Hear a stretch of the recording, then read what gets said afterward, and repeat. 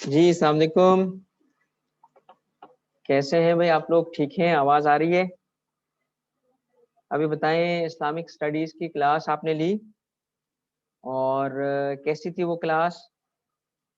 क्योंकि जो बंदा हम आपके लिए इस्लामिक स्टडीज के लिए लाए हैं वो खुद क्लास का है। वंडरफुल, अच्छा माशाल्लाह। अरीबा, अरीबा कहाँ से हो? वेरी मच गुड क्लास, बिल्कुल। कशिफ, काशिफ ठीक है, काशिफ ठीक है। Areeba extraordinary class. मैंने जैसे आपको ना शुरू में कहा था कि एक ड्रीम ड्रीम टीम है। मैंने जब कुछ चीजें किया था, सारा सेल्फ स्टडी पे था। काश कि मुझे ऐसे लोग मिल जाते, जिंदगी आसान हो जाती। और जब आपको कहते हैं ना, जब आप जाइंट्स के शोल्डर्स पे होते हैं तो आप दूर तक देख सकते हो। तो जब आपके टीचर्स ऐसे हों जिनकी कोई एक आध साल की नहीं, जिनकी कोई 10-10 साल की रिसर्च और स्टडी हो, तो आप जब उनसे सीखेंगे और उसके बाद जब आप अपना उस पे बिल्डअप करेंगे, तो एक इंशाल्लाह ऐसी चीज़ प्रोड्यूस होगी कि जो मतलब काबिल सताइशी होगी। अच्छा, आज इंशाल्लाह हम ऐसे में भी पहला सेशन आप सबने देखा था। अच्छा, कोई ऐसा एस्पायरेंट है, कोई ऐसा स्टूडेंट है जिसने मेरी पहली क्लास नहीं ली थी? रिकॉर्डेड वर्ज़न में या लाइव वर्ज़न में? बताएँ कोई ऐसा है? ताकि मैं उसको मार सकूँ। उसको 2-3 राइट लेफ्ट से ज़रा। हाँ भाई, मतलब इसका मतलब है कुछ बच्चे ऐसे हैं। तो पहली क्लास आपने मेरी चूँकि इंट्रोडक्टरी थी, उसको ज़रूर देना है, देखना है। आज इंशाल्लाह हम बिल्डअप करेंगे उस चीज़ पे, ठीक है? जो हमने पिछली क्लास में सीखा था। और कोशिश करें कि क्लासेस जो हैं, जो हम लाइव आपको पढ़ा रहे हैं, ये जो एक्सपीरियंस है आपको शायद कहीं और नहीं मिलेगा। लाइव पढ़ाने का जो फ़ायदा है वो ये है कि हम आपको जिन सब्जेक्ट्स में हमें लाइव पढ़ाना चाहिए, हम उनको लाइव पढ़ाएँगे क्योंकि हम आपसे इंस्टेंट इंटरैक्शन में होंगे, ठीक है? रिकॉर्डेड लेक्चर आपके सारे फरमान जो लेक्चर्स होंगे वो रिकॉर्ड भी होंगे और इनको एक्सेस भी हमने दिया था। अभी चूँकि शुरू की क्लासेस हैं 1-2 हफ्ते की, वो हमने इसी तरह ओपन एक्सेस रखा हुआ है, बट ऑब्वियसली फिर रजिस्ट्रेशन जो होगी, जिस-जिस बच्चे की होगी उसी को हम अपने पोर्टल पे, हमारा जो एलएमएस सिस्टम है उस पे एक्सेस देंगे। और मैं आपको चंद दिनों के अंदर ही मेबी इस वीक या मे बी अगले हफ्ते पूरा सिस्टम का एक लाइव सेशन रख के ओवरव्यू भी दूँगा कि जो सिस्टम हम आपको प्रोवाइड कर रहे हैं, उस सिस्टम के क्या फीचर्स होंगे, कैसे आप इन लेक्चर्स को दोबारा देख सकोगे, ठीक है? और मटेरियल का एक्सेस किस तरह होगा? मुझे जो अभी फीडबैक स्टाफ ने दिया है यहाँ का एआरटीटी एडमिन एकेडमी का, तो एडमिन स्टाफ ने जो मुझे फीडबैक दिया, आप में से बहुत सारे बच्चे बुक का पूछ रहे थे, इस्लामिक स्टडीज़ के बारे में, मटेरियल का पूछ रहे थे। तो बेटा सारी चीज़ें आपको मिल जाएँगी, ठीक है? हम आपको फैसिलिटेट करेंगे पूरा। यहाँ पे एक बहुत बड़ा सेटअप है क्योंकि एआरटीटी जो कोई नया कॉलेज नहीं है, 10 साल से या मे बी उससे ज़्यादा टाइम हो चुका है उसको सीए में और कुछ और क्वालिफ़िकेशंस में। सीएसएस का ऑब्वियसली हमारा ये फर्स्ट सेशन है, बट एजुकेशन में पहला नहीं है। तो आपको एजुकेशन कैसे प्रोवाइड करनी है वो अल्हम्दुलिल्लाह हमें अच्छे तरीके से पता है। और आप सबको शायद अंदाज़ा भी हो गया होगा कि किस तरीके से लेके जाए जा रहे हैं, ठीक है?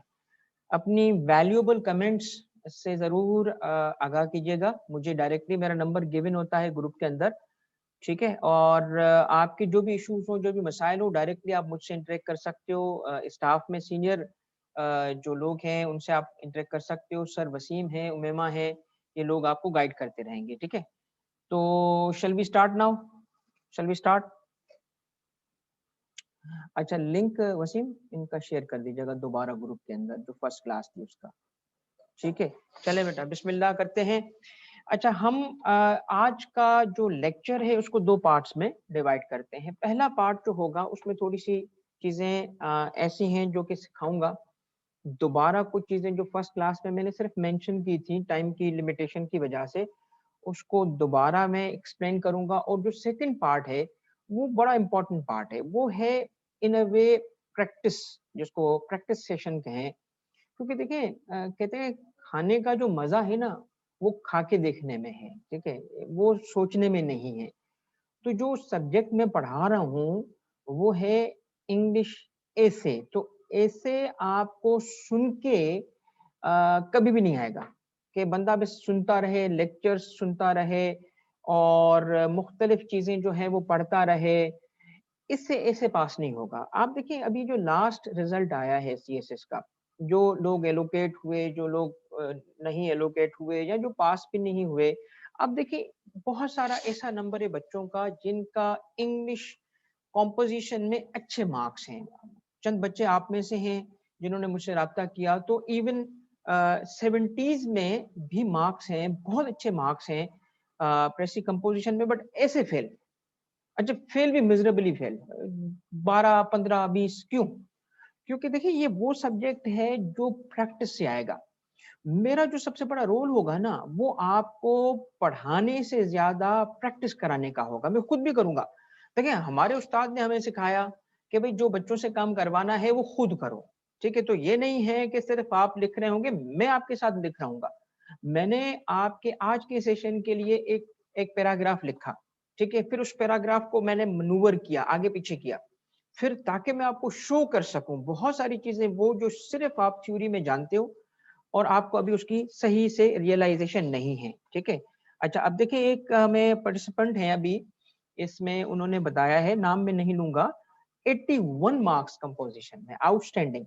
मैं आपको बता रहा हूँ बेटा आप जो 81 मार्क्स है ना, देखो ऐसे में आपने कंटेंट और थोड़ा-सा प्रैक्टिस पे तवज्जो करो, पास कर लोगे।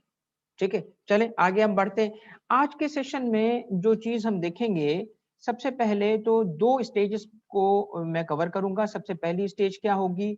मैं आपको बताना चाह रहा हूँ, पहली स्टेज होगी मेरी कि आपको गाइड करना कि एग्ज़ाम से पहले जब आप ऐसे के बारे में सोच रहे होते हो, तो वो क्या है, ठीक है? और एग्ज़ाम के बाद क्या चीज़ होती है। देखिए, आपको गाइड करना कि एग्ज़ाम से पहले जब आप ऐसे के बारे में सोच रहे होते हो तो वो क्या है, ठीक है? और एग्ज़ाम के बाद क्या चीज़ होती है। देखिए, आप चूँकि सेल्फ स्टडी जो बच्चा कर रहा होता है ना और जिसके पास गाइडेंस नहीं होती, तो वो मिसलीड हो सकता है। देखिए, आप खुद बताएँ कि जो सबसे ज़्यादा इम्पोर्टेंट चीज़ ज़िंदगी में मैं समझता हूँ ना, वो है ज़िंदगी का मकसद। ज़िंदगी इंसान इंसान ही क्यों, आया क्यों? ये सबसे इम्पोर्टेंट चीज़ है ना। तो किसने हमें बनाया? अल्लाह ने बनाया। तो अल्लाह ने इंसान को क्यों बनाया? उसको गाइड करने के लिए किताबें भेजी, कुरान मौजूद है ना, तो नबी क्यों आए? भाई कुरान है तो पढ़ो और खुद उसमें से हिदायत लो ना। इसका मतलब है कि सिर्फ़ सेल्फ स्टडी में चांसेस होते हैं कि बच्चा मिसडायरेक्ट हो जाए। इसीलिए एक ऐसे बंदे की जो इस रास्ते से गुज़र चुका, अ पर्सन लाइक मी जिसने ये काम खुद किया और वो फिर आपको जब जिस पाथ से लेके जाएगा तो आपको इंशाअल्लाह ताला अल्लाह ने चाहा तो अल्लाह की मेहरबानी से और आपके माँ-बाप की दुआओं से और हम जो आपके इस वक़्त टीचर्स हैं, हमारी दुआओं और थोड़ी-सी एफर्ट से आप पास कर लोगे, ठीक है? तो जो बुनियादी बात मैं आपको बताना चाह रहा हूँ वो ये है कि अक्सर हम किताब उठाते हैं या कहीं से सेल्फ स्टडी करते हैं और मिसडायरेक्ट हो जाते हैं। हमने मिसडायरेक्ट नहीं होना। मुझे देखिए आपके सारे मसाइल का बखूबी अंदाज़ा है। टाइम कितना होता है मुझसे बेहतर कोई नहीं जानता। ठीक है? आपके पास कितना टाइम है सीएसएस करने के लिए? अगला अटेम्प्ट आपको लग रहा होगा कि जी कहाँ है बताओ? मतलब अगर हम किसी और क्वालिफ़िकेशन वाले को बताएँ ना कि जी अभी 6 महीने, 8 महीने या 9 महीने हैं, वो कहेगा बहुत टाइम पड़ा है। अब हमें पता है कोई टाइम ही नहीं है आपके पास। अगला अटेम्प्ट सर पे खड़ा है। जब आपने एक अटेम्प्ट दिया मैंने बहरहाल मैं क्या कहूँ कि एक माँ-बाप की कोई ख़ास जो है दुआएँ थी, अल्लाह का करम था फर्स्ट अटेम्प्ट में मैंने पास कर लिया, सेकंड अटेम्प्ट मैंने दिया नहीं। मगर जब सेकंड अटेम्प्ट हालाँकि मेरा अटेम्प्ट था 21 ईयर का, ठीक है? फर्स्ट अटेम्प्ट 21 ईयर एलिजिबिलिटी हुई, अल्लाह का शुक्र मैं आईआरएस में आ गया, एफबीआर में आ गया। अब ये जॉब मुझे ज़रा सूट कर रही थी, मेरी नेचर को रिसर्च और लिखने पढ़ने को, इस वजह से मैं वापस रीअपीयर नहीं हुआ। बट मैं जैसे ही एग्ज़ाम दिया, अगले अटेम्प्ट की तैयारी उसी वक़्त शुरू कर दी। ये नहीं कि हम रुके, जब तक एलोकेट नहीं हुए ना, जब तक ये नहीं हुआ कि हाँ जी अब एलोकेट तब तक पढ़ते रहे, 1 दिन नहीं ज़ाया किया। 1 दिन, इधर से एग्ज़ाम खत्म, उधर से अगला अटेम्प्ट की तैयारी शुरू। तो मुझे पता है टाइम बहुत कम है। तो आपको ना वो चीज़ें मैं इंशाअल्लाह ताला बताऊँगा जिसमें आपको बहुत फ़ायदा होगा। बस आपने मेरी बात को कहते हैं ना बड़े भाई की बात को जो मानेगा, वो फ़ायदे में रहेगा, ठीक है? और बड़े भाई की सबसे पहली बात क्या है आप लोगों के लिए? सबसे पहली बात ये है कि ऐसे पास कैसे होगा? ये आपको आपको मैं बता रहा हूँ।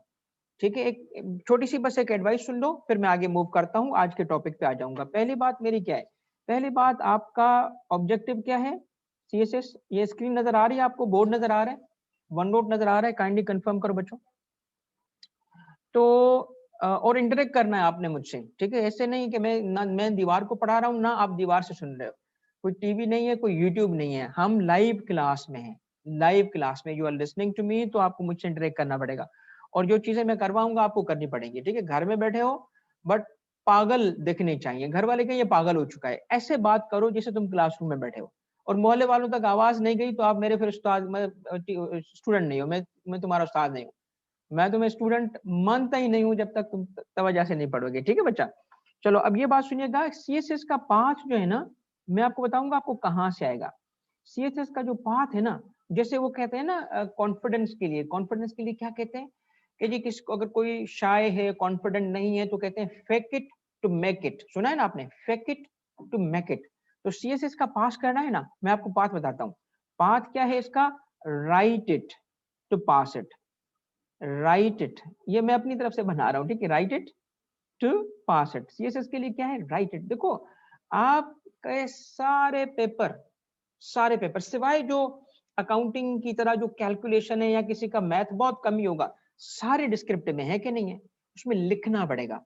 आपकी प्रेजेंटेशन आपके सिर्फ ऐसे में नहीं बल्कि सारे पेपर में नंबर बेहतर हो जाएंगे, ठीक है, क्योंकि जो आइडियाज हैं उसको अच्छे तरीके से पेश करना, उसको इम्प्रेसिव वे में लिखना, उसको ऑर्गेनाइज करना और एक इंप्रेशन क्रिएट करना। क्योंकि एग्जामिनर कौन है, कोई मशीन तो नहीं है ना, मशीन तो चेक नहीं करती ना, इंसान है, ठीक है ना। कुछ भी कहो, कितना भी वो ईमानदार हो, वो वजू करके आपकी कॉपी चेक करता हो, कुरान सर पे रख के कॉपी चेक करे, फिर भी इंसान है, तो वो बायस होता है। कहाँ बायस होगा, देखो बायस होगा आपकी नॉलेज जो आप प्रेजेंट कर रहे हो, वो नॉलेज नहीं जो आपके जहनों में, नहीं, वो जो आप पेश करके आ रहे हो, और the way you do it.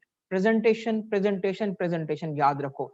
और सीएसएस में जो प्रेजेंटेशन आपकी होगी ना, उसके लिए आपको क्या करना पड़ेगा, लिखना पड़ेगा, लिखना पड़ेगा दोस्तों, याद कर लो, लिखना पड़ेगा। जो नहीं लिखेगा ना, वो खुद को धोखा दे रहा है कि जी बस नॉलेज है भाई, वो जो जहां मैं यूनिवर्सिटी में या मैं लाइब्रेरी में या जहां अड़ोस पड़ोस में कहते हैं ये तो बस भाई जीनियन वॉकिंग इंसाइक्लोपीडिया है।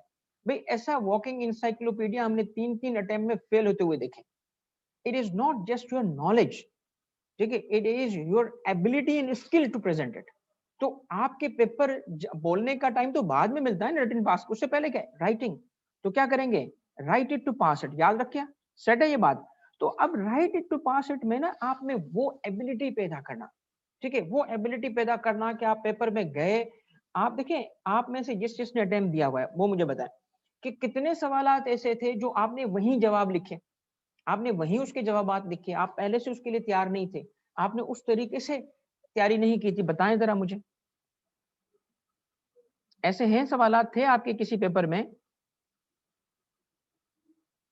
बताइएगा जरा। आवाज आ रही है मेरी? यस, थे बिल्कुल, गुलाम मुर्तजा नासिर थे। तो आपने वहीं उसको क्या किया, वहीं पे आपने उसके जवाबात लिखे। तो जिसकी जितनी अच्छी राइटिंग, वो उतना अच्छा पेश कर सकेगा। तो आपकी मेरी नजर में half 50% of the CSS is nothing but अच्छा लिख पाना, अच्छा लिख पाना। ऐसा है कि नहीं है? तो अच्छा लिखने के लिए आपको क्या करना पड़ेगा, प्रैक्टिस करना पड़ेगा। तो प्रैक्टिस ऐसे जो मैं आपसे लिखवाऊंगा, जो सिखाऊंगा, उसकी 2 स्टेजेस है, ठीक है, 2 स्टेजेस हैं। कुछ टेक्निक्स ऐसी हैं, उसको अलग अलग करके क्लियरिटी से आप समझना हो, ठीक है। पहली स्टेज क्या है, जिसको मैं कहता हूं, ऐसे आप 2 किस्म के लिखोगे, ठीक है। एक वो लिखोगे जिसको मैं कहता हूं pre exam writing. Pre exam writing जो है, इसका मतलब है कि अभी वो पेपर में नहीं है, पेपर से पहले कुछ चीजें ऐसी हैं जो पेपर में आप नहीं कर सकते, क्योंकि वो प्री एग्जाम में आप करोगे तो आप इतने लायक हो जाओगे, आपके अंदर देखो, एक दफा आपने एक चीज रियलाइज की, अच्छे इंट्रोडक्शंस क्या है, हमेशा सारे सीएसएस के बच्चे जो होते हैं जब भी ऐसे के बारे में होते हैं क्या पूछते हैं, सर अच्छा इंट्रोडक्शन कैसे लिखिए। मतलब देखिए ना, अच्छा भाई मॉडल तो 2-3 मॉडल जो अच्छे होंगे वो मैं आपको दे दूं, मगर आप एक ऐसा सवाल अटेम्प्ट कर रहे हो जिसमें जबरदस्ती उस मॉडल को फिट कर रहे हो, इससे अच्छा नहीं है कि राइटिंग ही सीख लो, अच्छी राइटिंग सीख लो, ताकि ऐसे का पास होना भी इंश्योर हो जाए और बाकी सब पेपर्स में भी आपको जो है उसकी हेल्प हो जाए। तो एक कुछ चीजें ऐसी हैं जो कि प्री प्री एग्जाम राइटिंग से उसका ताल्लुक है। और उसके बाद जो है फिर आता है इन एग्जाम, ठीक है ना, इन एग्जाम। अब इन एग्जाम राइटिंग क्या होती है और प्री एग्जाम राइटिंग क्या है? राइटिंग का मतलब यहाँ पे मैं जनरल इस्तेमाल कर रहा हूँ, ऐसे के लिए नहीं कर रहा, बट ये प्राइमरली मैं ऐसे की बात कर रहा हूँ। तो प्री एग्जाम ऐसे राइटिंग क्या है और इन एग्जाम ऐसे राइटिंग क्या है? देखो, हम शुरू में जब अभी पेपर में नहीं गए तो मैं आपको बताऊंगा, आज की कुछ चीजें ऐसे बताऊंगा कि जिस जो जैसे जी आप ब्रेनस्टॉर्म करो। अब ब्रेनस्टॉर्म करना भी कहाँ टाइम होता है आपके पास? पेपर में टाइम मिलेगा ब्रेनस्टॉर्म करने के लिए? नहीं मिलेगा, ठीक है। बहुत कुछ चीजें ऐसी हैं कि ये ना समझना कि सर ये जो हमें बता रहे हैं ये तो एग्जाम में नहीं होगी, नहीं होगी, मगर अभी कर लो ताकि उससे आपकी एबिलिटी बढ़ेगी, ये आपके अंदर एक आसानी पैदा करेगा। देखिए, बहुत सारे ऐसे बच्चे हैं जो फ्लुएंसी से बात कर सकते हैं, उनको स्टेज पे खड़ा करें बहुत बोलना शुरू कर देंगे। क्यों? वो इतनी दफा स्टेज पे आए, इतनी दफा उन्होंने काम किया है कि उनका फियर खत्म हो गया। तो जो लिखना है, जितना लिखोगे, जितनी चीजों को उस स्टेजेस से गुजरोगे, उतना आपके लिए आसान हो जाएगा ना, पहले से गुजर चुके होंगे। तो कुछ चीजें ऐसी होंगी मेरे भाइयों, मेरे दोस्तों और मेरे बच्चों की, जिसका ताल्लुक किस चीज से होगा? प्री एग्जाम ऐसे राइटिंग से होगा।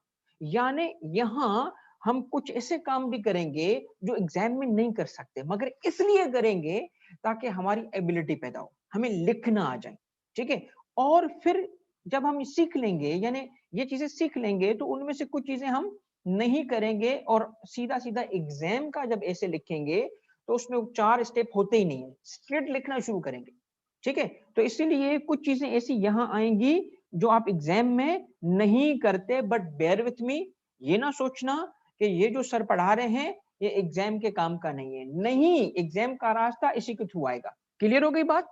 चलें, अब हम आगे बढ़ते हैं। हम किस स्टेज पे बात कर रहे हैं? हम बात कर रहे हैं प्री एग्जाम ऐसे राइटिंग की बात कर रहे हैं। इसमें क्या चीजें आ जाती हैं? अच्छा, पिछली क्लास में मैंने प्रेजेंटेशन आपको शो की थी और ग्रुप के अंदर शेयर भी कर दी थी ये वाली प्रेजेंटेशन, ठीक है। तो आपको जिसके पास नहीं है, दोबारा एडमिन जो है वो शेयर कर देगी एक ग्रुप के अंदर, ठीक है। ये आपको नजर आ रही है प्रेजेंटेशन? प्रेजेंटेशन नजर आ रही है? देखिए, सही नजर आ रही है, ठीक है। अब देखिए, इसके अंदर ना आप थोड़ा सा आगे जब आप जाओगे तो ये आपको और स्पेसिफिक्स में हम जाएंगे और चीजों को जो है ना और इलाबोरेट करेंगे।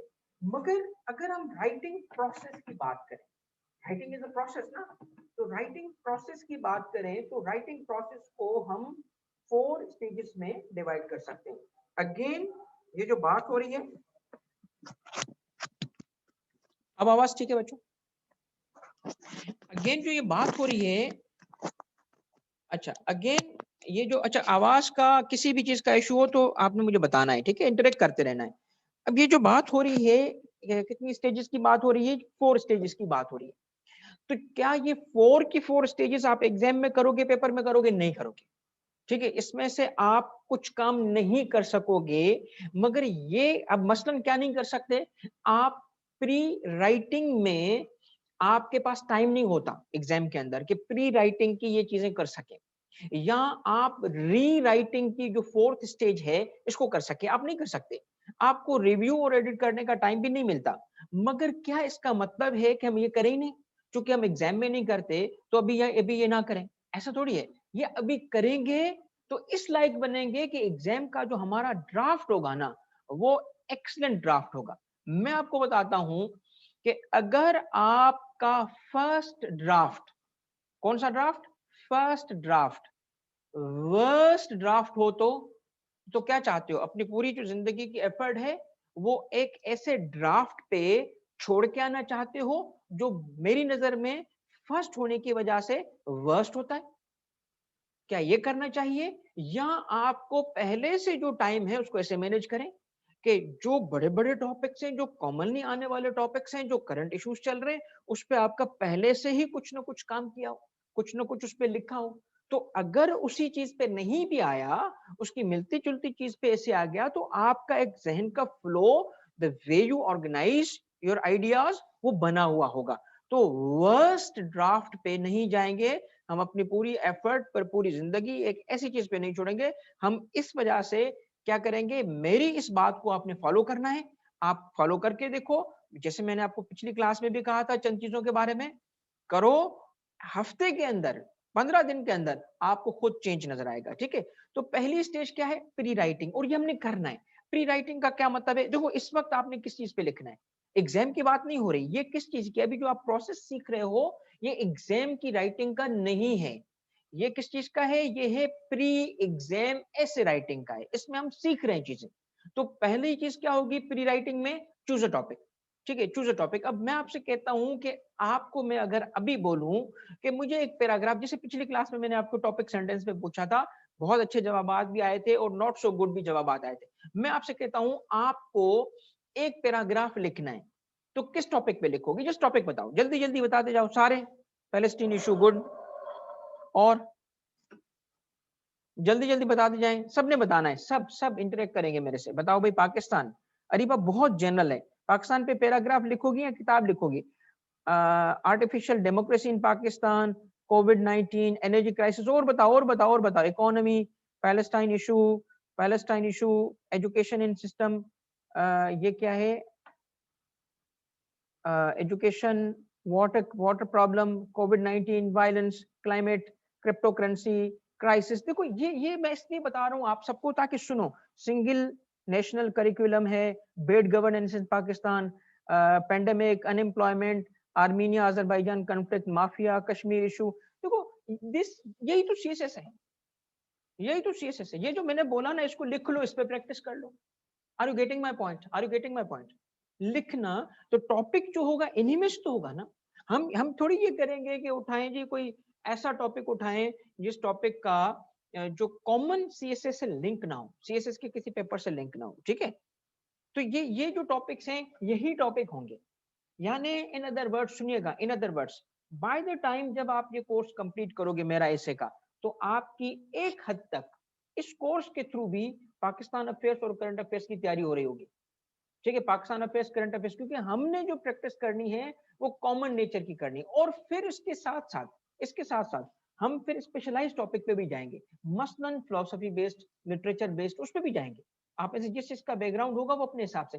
मैं अभी ये बात नहीं करूंगा कि सीएसएस के पेपर में आने वाला ऐसे क्या है, क्योंकि अभी तो हम बिल्कुल शुरुआत करें ना, अभी तो राइटिंग प्रोसेस सीख रहे हैं। तो चूज अ टॉपिक का मतलब है यही टॉपिक जो आपने चूज किया, चूज अ टॉपिक। उसके बाद क्या करेंगे, गैदर आइडियाज। सेकेंड स्टेप क्या, गैदर आइडियाज। देखो आइडियाज के लिए सबसे कॉमन, सबसे बड़ा सोर्स क्या है, बताओ जी, सोर्स क्या है, बताओ जल्दी से। आपके आपके हिसाब से जब हम ऐसे के लिए जाते हैं, इतना, अभी हमें बच्चे ने बताया 81 मार्क्स, यार कमान यार, उसको अंग्रेजी आती है, जिसने कहा ना मेरे, वो बहुत अच्छी अंग्रेजी उसकी होगी, मैं बिलीव में मैं कहता हूँ उसकी अंग्रेजी बहुत अच्छी होगी, जिसने 81 मार्क्स लिए। फिर ऐसे में क्यों फेल, तो कहाँ लेक हो रहा था? इसका मतलब क्या हुआ कि ऐसे के लिए, जैसे मैंने पहले सेशन में आपको बताया था, one of the component is English, but other components भी। अदर कंपोनेंट्स में वन ऑफ द कंपोनेंट जो मैंने आपको बताया था वो क्या था, वो था आपकी कंटेंट। आइडियाज कहाँ से आएंगे, सबसे कॉमन सोर्स क्या है, सबसे कॉमन सोर्स बताओ क्या है, कंटेंट कहाँ से आएगा, रिसर्च पेपर्स, बुक्स, डिस्कशन। देखो वेरियस सोर्सेज है ना, मगर एक सोर्स आपको मैं बताता हूं ऐसा जो आप रियलाइज नहीं करते। देखिए ऑब्वियसली सीएसएस का मतलब क्या है, रीडिंग करना, स्टडी करना, उसमें कोई शक नहीं है। ठीक है, आप रीडिंग नहीं करते, आप बुक नहीं पढ़ोगे, आपके पास आइडिया, इमेच्योर आइडिया होंगे। मगर रीडिंग करना, स्टडी करना, बुक्स के थ्रू, रिसर्च पेपर्स के थ्रू, या और मटेरियल के थ्रू, या इवन क्लास के लेक्चर नोट्स के थ्रू, जो आपको हमारी पूरी फैकल्टी प्रोवाइड करेगी। मगर ये सारे आइडियाज अगर रॉ फॉर्म में जा रहे हैं, रॉ फॉर्म में, ठीक है, और रॉ फॉर्म में निकल रहे हैं, तो होगा क्या, वो जो आपका आउटपुट होगा ना, वो आउटपुट एक इमेच्योर, कॉलेज से भी मैं कहता हूं प्री कॉलेज स्टेज का तो हो सकता है, सीएसएस का नहीं हो सकता। सीएसएस के लिए आपको अपने आइडियाज भी जनरेट करना आने चाहिए, अपने आइडियाज। मैं आपको बताता हूं वो पेपर जिसमें मैं समझता हूं कि मैंने अपनी तरफ से चीजें लिखी, उसमें मुझे बेहतर मार्क्स मिले। क्यों? क्योंकि ये डिग्री बेस्ड एग्जाम नहीं है, ठीक है? ये एग्जाम एक जॉब के लिए है, ये कॉम्पिटिटिव एग्जाम है। इसमें नॉलेज के थ्रू पर्सनैलिटी को एग्जामिन किया जा रहा है। तो आपका व्यू क्या है? आप अपने व्यू को डिस्काउंट ना करो, ठीक है? आप रीडिंग करते रहो, आप पढ़ते रहो, मगर साथ में जो आपके व्यूज है, तो इसलिए एक अप्रोच है जिसको मैं कहता हूं सीएसएस अप्रोच। सीएसएस अप्रोच क्या है? सीएसएस अप्रोच ये है कि आपने जो चीजें पढ़नी है उस पर सोचना है और उसकी बेसिस पे अपने कंक्लूजन ड्रॉ करने। तो मैं आपको आदत डालूंगा बगैर पढ़े लिखने पे भी, बगैर पढ़े, और आप कर पाओगे, बिलीव मी, आप कर पाओगे। सिर्फ मेरी एक्सरसाइज को फॉलो करना, आपको जो पढ़ी हुई चीजें होंगी they will work as magnet, और वहां से चीजें जनरेट होना शुरू होंगी, ठीक है?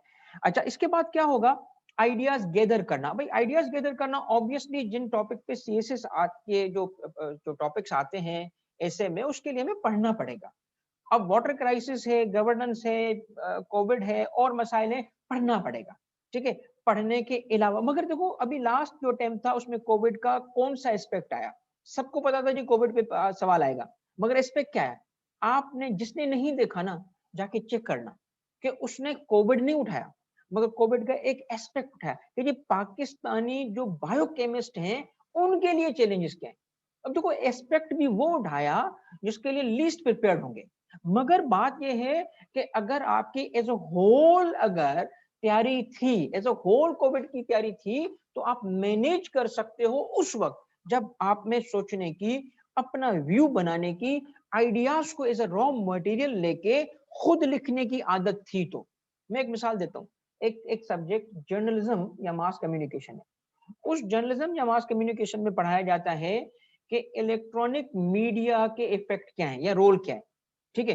फिर पढ़ाया जाता है कि जी इलेक्ट्रॉनिक मीडिया का वॉर में रोल क्या है ना? अब पेपर में अगर सवाल आ जाए, जो किसी वक्त आया भी था, कि जी अगर तालिबान के पास इलेक्ट्रॉनिक मीडिया होता तो वो जंग ना हारते। अब ये पेपर जो था, इस पेपर में जो कैंडिडेट्स थे, जो एस्पायरेंट्स थे, उन्होंने कहा जी ये तो आउट ऑफ कोर्स है।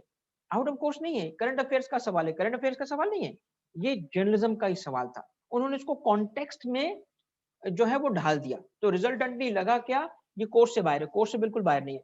तो आइडियाज गैदर करना, अब आपने पढ़ा हुआ होगा इलेक्ट्रॉनिक मीडिया को, उसके रोल को, और पढ़ा हुआ होगा उसका रोल इन वॉर को, तो उसको अप्लाई करने में क्या आपको दिक्कत होगी?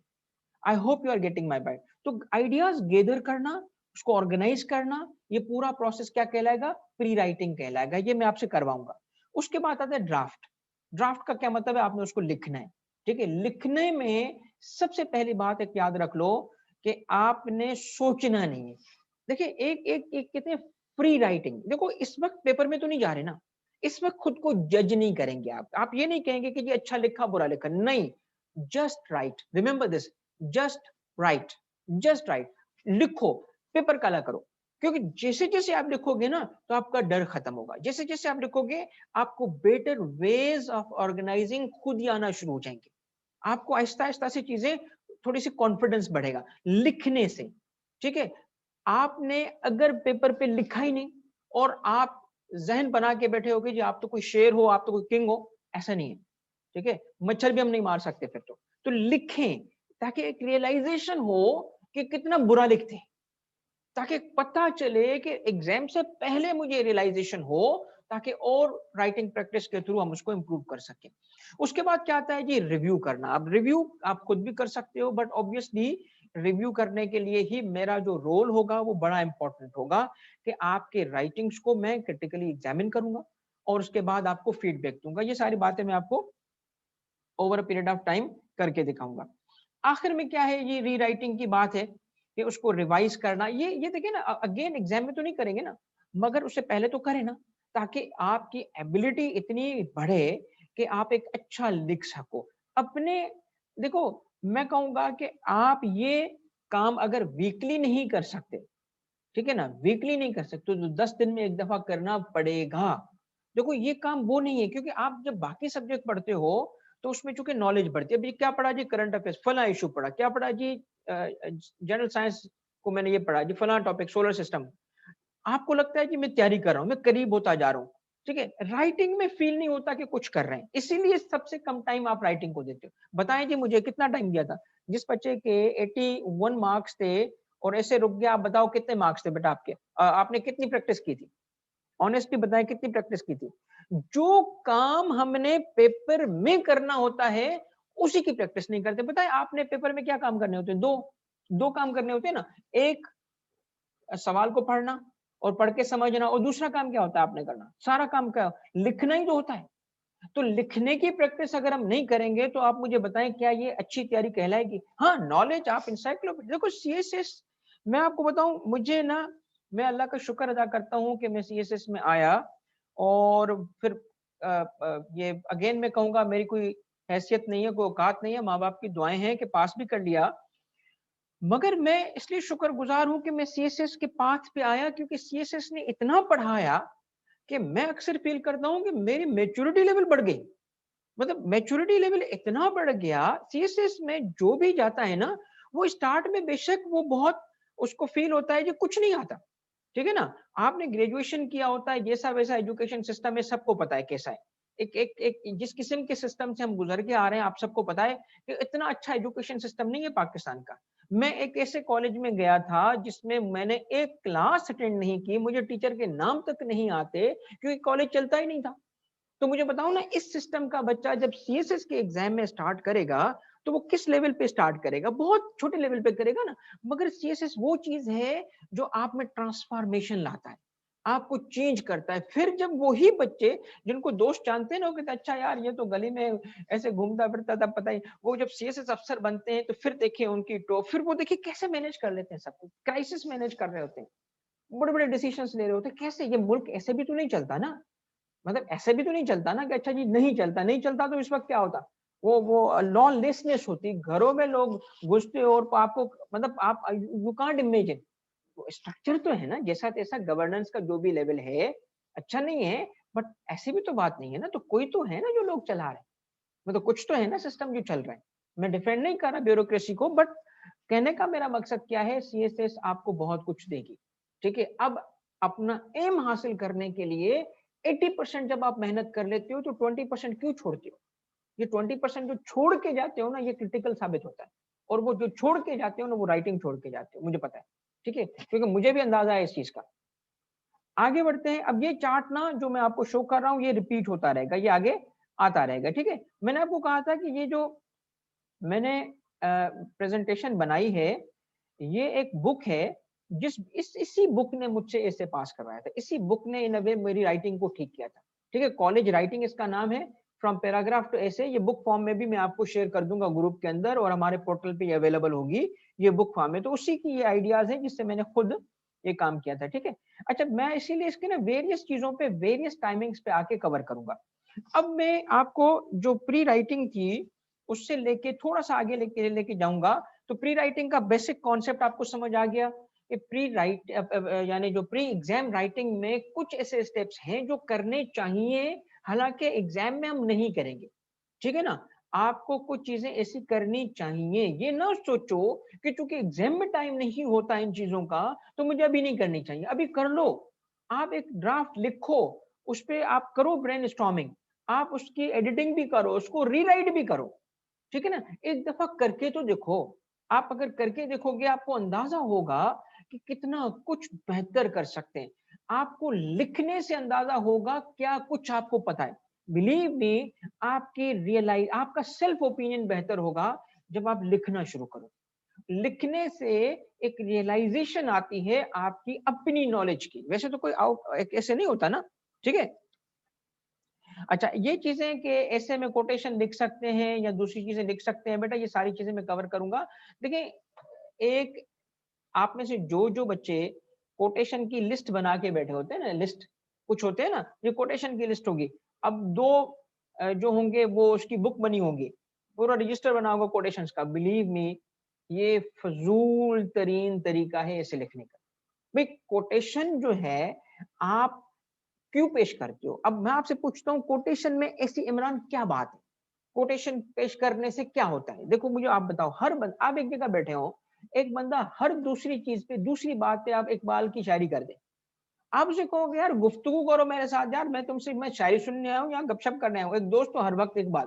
भाई इकबाल सर आंखों पे वो कलंदर लाहौरी है, वो हमारे मुर्शिद हैं, ठीक है? वो तो मगर बात ये है कॉन्टेक्स्ट भी तो होती है ना, समझ रहे हो मेरी बात? इंप्रेशन बनता है, ये सुनिएगा आयशा, इंप्रेशन बनता है कोटेशन से नहीं, इंप्रेशन बनता है फोर्स ऑफ योर आर्ग्यूमेंट से। फिर उस आर्ग्यूमेंट को सपोर्ट करना कि मैंने ये सोचा और मुझसे पहले किसी और ने सोचा। मगर देखो ना, किसी ने बोला, किसी के बोलने से क्या कोटेशन, मैं तुम्हें एक कोटेशन देता हूँ, कोटेशन मैं एक कोटेशन देता हूँ, ठीक है? मैं कोटेशन देता हूँ कि जी इस दुनिया में 80% जो लोग हैं ना, they are fools, they are fools. This is my quotation, okay go and write in CSS. तो आप मतलब आप सोचोगे ना यार पागल तो नहीं होंगे सर की। बात ये है कि कोटेशन जो होगा वो किसी बंदे का ओपिनियन होता है ना, तो वेयर इज योर ओपिनियन, और उस ओपिनियन को बैकिंग क्या करते हो? मुझसे सीएसएस के इंटरव्यू में पूछा गया था कि जी न्यूज़पेपर कौन सा पढ़ते हैं? जी मैंने कहा जी मैं ये न्यूज़पेपर पढ़ता हूँ। फिर उन्होंने कहा जी कौन से इसमें आपके फेवरेट राइटर्स हैं? मैंने उनको नाम बता दिए। उन्होंने कहा क्या आप उनके ओपिनियन को सही मानते हो? मैंने कहा जी देखिए उनके ओपिनियन को मैं लॉजिकली देखता हूँ, खुद सोचता हूँ, क्रिटिकली सोचता हूँ। अगर मुझे समझ आता है तो मैं इसको दुरुस्त मानता हूँ, वरना मैं नहीं मानता। जस्ट बिकॉज के फला राइटर ने ये कहा तो ये सही है, that's not me. That is why मैंने सीएसएस पास किया। दैट इज व्हाई इंटरव्यू में मेरे पाकिस्तान के 3rd हाईएस्ट मार्क्स थे। ठीक है कि ये मेरा, देखो क्यों, याद रखना ये डिग्री बेस्ड एग्जाम नहीं है। इसकी बेसिस पे अगर डिग्री मिल रही होती ना तो रिजल्ट ये ना होता, लेस देन 1% नहीं होता। टोटल एलोकेशन कितने बच्चों की होती है बताएं? मतलब एवरेज क्या है सीएसएस यार? मतलब मेरे अटेम्प्ट में 142 सीट्स थी टोटल, 142, 140, 130 तक भी सीट्स गई हैं। आप बताओ ना, 20,000 एवरेज अगर बच्चा अपियर हो और जाने वो 200 के करीब लोग हैं, 250 के करीब है, तो आपको compete करना पड़ता है, ठीक है ना? compete करना पड़ता है। तो क्यों, वाई सोचो ना, आखिर इतना बुरा रिजल्ट क्यों आता है? क्योंकि बच्चे आप कॉलेज की तरह जाते हैं, यूनिवर्सिटी की तरह लिख के आते हैं, एज इफ के वो जैसे यूनिवर्सिटी का या कॉलेज का पेपर है। सीएसएस वो नहीं है। You have to be confident, आपको अपना व्यू देना पड़ेगा। What's your view, where is you? जिसको वो चाहता है कि एक सीट पे बैठा दे, जिम्मेदारी की सीट पे बैठा दे, वेयर इज यू? वो किधर है? वो सिर्फ कोटेशन थोड़ी है। आई होप क्या मैं कोटेशन लिखने से मना नहीं कर रहा, बट मैं बोलना ये चाहता हूं कि what is more important is the force of your own logic, is the force of your reasoning. याद कर लो, रीजनिंग रीजनिंग रीजनिंग। देखो एक बात याद रखें, जब हम जनरलाइजेशंस पे जनरलाइजेशंस फेंकते हैं, जनरलाइजेशंस होती है ना, जनरलाइजेशन पे जनरलाइजेशन लिखते हैं, ऐसे में हमने जनरलाइजेशन लिख दी। भाई जब जनरलाइजेशन लिख दी तो पास नहीं करेगा। कब पास करेगा? जब वो generalisation is backed by evidence, it is backed by reasoning. वो रीजनिंग करना तो सीखो, ठीक है? Quotation can be used, but जहां जरूरत हो। सिर्फ कोटेशन के थ्रू अगर कोई ऐसे पास करना चाहता है, ऐसा नहीं होता। चले, अब मैंने आपको पिछले सेशन के अंदर ये एक चार्ट शो किया था जिसमें मैंने आपको बताया था कि पैराग्राफ के कितने पार्ट्स हैं। ये मैं सीक्रेट बता रहा हूं आपको, पैराग्राफ लिखना जिसने सीख लिया वो ऐसे लिखना सीख लेगा, क्योंकि यही चीजें, पैराग्राफ एक मिनी ऐसे होता है। जो चीजें पैराग्राफ में होती है वही चीजें ऐसे में आ जाती है। पैराग्राफ के अंदर क्या होता है? सबसे पहला पार्ट क्या था? Topic sentence.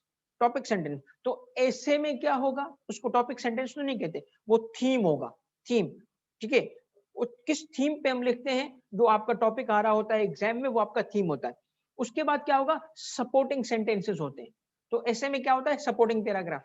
और कंक्लूडिंग सेंटेंस होता है, वहां पे क्या होगा? Concluding paragraph. यानी सेम मॉडल ऐसे पे रेप्लिकेट हो जाता है।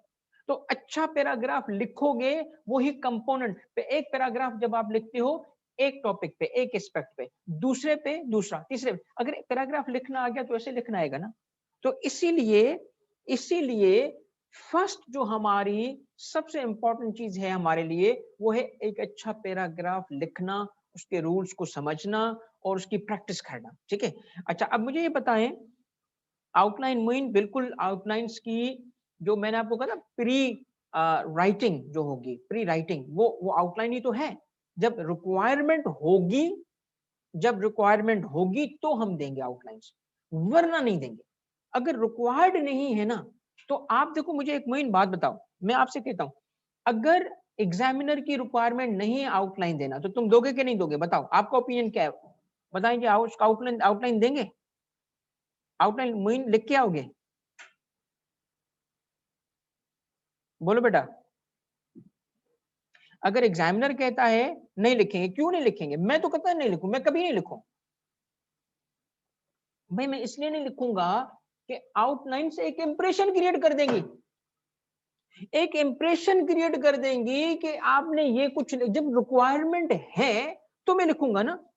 तो मैं पहले ही, अगर लेट सपोज वो एग्जामिनर जो आपको जो टॉपिक देके बैठा है, जो चेक कर रहा होगा, वो तो आप वो तो मास्टर होगा ना उसका, आप तो मतलब समझेंगे वो मास्टर है इस चीज का।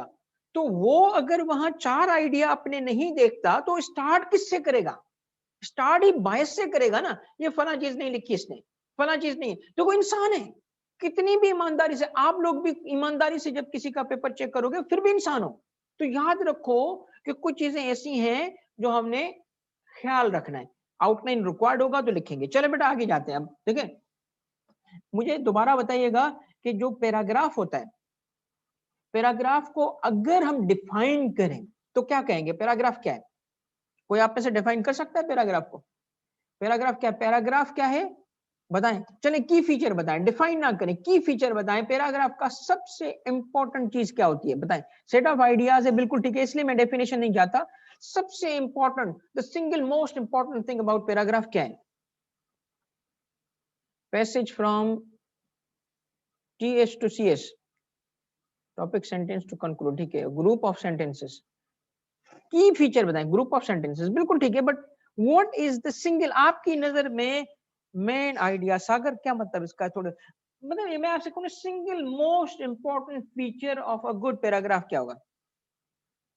टॉपिक सेंटेंस इन क्या लिखा है? Touch to topic in short sentences. Inzamam बिल्कुल नहीं, नॉट नेसेसरली शॉर्ट सेंटेंसेस नहीं। Unity Lalchand okay.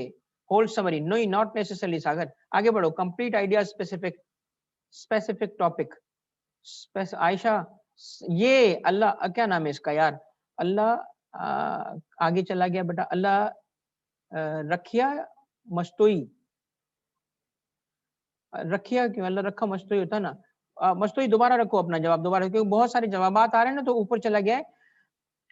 मुझे अब तक ना बताएं, सिंगल मोस्ट इंपॉर्टेंट थिंग बता रहा हूं आपको पैराग्राफ के बारे में। पैराग्राफ जब हम लिख रहे होते हैं तो पैराग्राफ एक आइडिया पे होता है। अगर आप पैराग्राफ के अंदर एक जंबल क्रिएट कर देंगे आइडियाज का, तो पैराग्राफ नहीं है। पैराग्राफ का सबसे, देखो आपने ना ऑर्गेनाइजेशन सीखनी है ना आइडियाज की, तो इसीलिए पैराग्राफ सीखो। क्यों? आप 4 चीजों के बारे में लिखना चाहते हो, 4 अलग पैराग्राफ होंगे। एक चीज के बारे में, एक चीज के बारे में 4 चीजें लिखना चाहते हो, 4 अलग पैराग्राफ होंगे। Single main idea for each paragraph, each paragraph for a single main idea, ठीक है। अब यही बात आप जब रियलाइज कर लोगे तो आप लिखना शुरू करो। लेंथ कितनी होती है मेन, ये सारी चीजें कवर होंगी। कोई फिक्स्ड रूल नहीं है कि जी कोई लेंथ क्या, मगर चूंकि आप एक कॉपी के अंदर लिख रहे होते हो, अगर आप 1.5 सफे का पैराग्राफ लिखोगे तो ऑब्वियसली वो ठीक नहीं होगा। मगर कॉन्सेप्ट लेंथ का कहां से आता है? आपके आइडिया से। सिंगल आइडिया, मेन आइडिया एक होना चाहिए, और उस मेन आइडिया को आपने फिर एक्सप्लेन करना होता है। कैसे एक्सप्लेन करते हैं, क्या मेथड्स हैं, वो आज हम सीखेंगे। तो पैराग्राफ का जो सबसे इंपॉर्टेंट चीज क्या है? Each paragraph for one main idea, one main idea, ठीक है। अब आपको मैं ऐसे ही बोलता हूं, ऐसे ही आप काम ये करो, ये एक थोड़ी सी प्रैक्टिस कर लो। क्या करो? आप एक किसी टॉपिक को उठाओ, उस टॉपिक के बारे में आपने ना 4 चीजें लिख लो, फिर चारों चीजों को अलग अलग पैराग्राफ में कन्वर्ट करके लिखने की कोशिश करो। अभी नहीं भी कर पाओगे, आज के सेशन के बाद कर पाओगे। क्यों? क्योंकि आपको मैं अभी एक्सप्लेन करने वाला हूं कि किसी भी पैराग्राफ को जब लिखा जाता है तो डेवलप कैसे किया जाता है। ये बहुत बहुत इंपॉर्टेंट चीज है। ये स्लाइड बहुत इंपॉर्टेंट है। क्या कि जब एक आइडिया है तो आइडिया को डेवलप कैसे करते हैं, डेवलप करने का तरीकेकार क्या होगा। ठीक है, अब नॉर्मली तीन तरीके से सीएसएस की कॉन्टेक्स्ट को आगे रखते हुए मैं एक्सप्लेन कर रहा हूं। ठीक है ना, ये जनरल बात नहीं है सीएसएस के लिए कि आमतौर पे जब हम पैराग्राफ लिख रहे होते हैं सीएसएस के एसे में तो उसको तीन तरीके से डेवलप कर रहे होते हैं, एक्सपेंड कर रहे होते हैं। नंबर वन क्या है? By giving details, by giving details. अच्छा, अब मुझे बताएं, एक लफ्ज में सुनना चाहता हूं आपको, कोविड 19। ठीक है, कोविड 19 किस किस्म की बीमारी है? इसके फीचर्स होते हैं ना, एक जगह से दूसरी जगह आराम से फैल सकती है, इसको क्या कहते हैं अंग्रेजी में? बोलो। स्प्रेड नहीं, इसके लिए लफ्ज चाहिए मुझे, लफ्ज। Virus no no no no, एक लफ्ज है। पेंडेमिक नो नो, ये चीज सैयद आयशा राना ने बताया, ये एक लफ्ज लिख लें, कंटेजस। कंटेजस, CONTAGIOUS, ये आप बहुत सारे बच्चों ने लिखना शुरू किया। कंटेजस, कंटेजस का क्या मतलब होता है? कंटेजस का मतलब होता है जो इजीली स्प्रेड हो। आप देखो, आप एक जुमला लिखें, लिखें सारे, लिखें सारे बच्चे लिखें, एक एक पेज निकालो। मैंने आपको कहा था राइटिंग पेड आपके साथ होना चाहिए। एयरबॉर्न भी है बेटा, और भी आप फीचर गलत नहीं बता रहे, बट की फीचर क्या है इसका कि ये आसानी से फैल जाएगी। तो अब एयरबॉर्न हो, पानी से भी तो फैल सकती है बेटा। पानी के ये तो आपको पता है कि पानी से भी फैली है। ये जो मुख्तलिफ जो दीनी जमातें थी उन पे तो क्यों एतराज हुआ था? इंडिया में अभी जो धमाका हुआ क्यों हुआ? उन्होंने वो मेला जो था वो किया और इसमें पानी में वो जाके नहाते हैं तो फैल गई ना सब तक। तो पानी से भी फैल सकती है। कंटेजियस, बिल्कुल सही है एहसन खान, कंटेजियस। अब आप लिखें, लिखें सारे, लिखें लिखें बच्चों, एक जुमला लिखो, जुमला लिखो, लिखो COVID 19 is a contagious disease, लिखो। Now is it a good topic sentence? बताओ मुझे, is it a good topic sentence? Is it a good topic sentence? ये सार नो, बताओ ये टॉपिक सेंटेंस है कि नहीं है, बताओ। कंटेजियस, बिल्कुल सही एहसन, आगे बढ़े। आपने लिख लिया, सारे बच्चों ने लिख लिया। देखो, आप में से ना मुख्तलिफ लेवल्स पे बच्चे हैं। आप देखो, वो भी हैं जिन्होंने अच्छे नंबर लेके एक अटेम्प्ट दिया हुआ है, कुछ बिल्कुल बेसिक लेवल पे भी होंगे। तो सारे ना बात मान लो मेरी, वो भी मान ले जो कि समझता है कि उसको अच्छी बात, अच्छी अंग्रेजी है वो कर लेगा।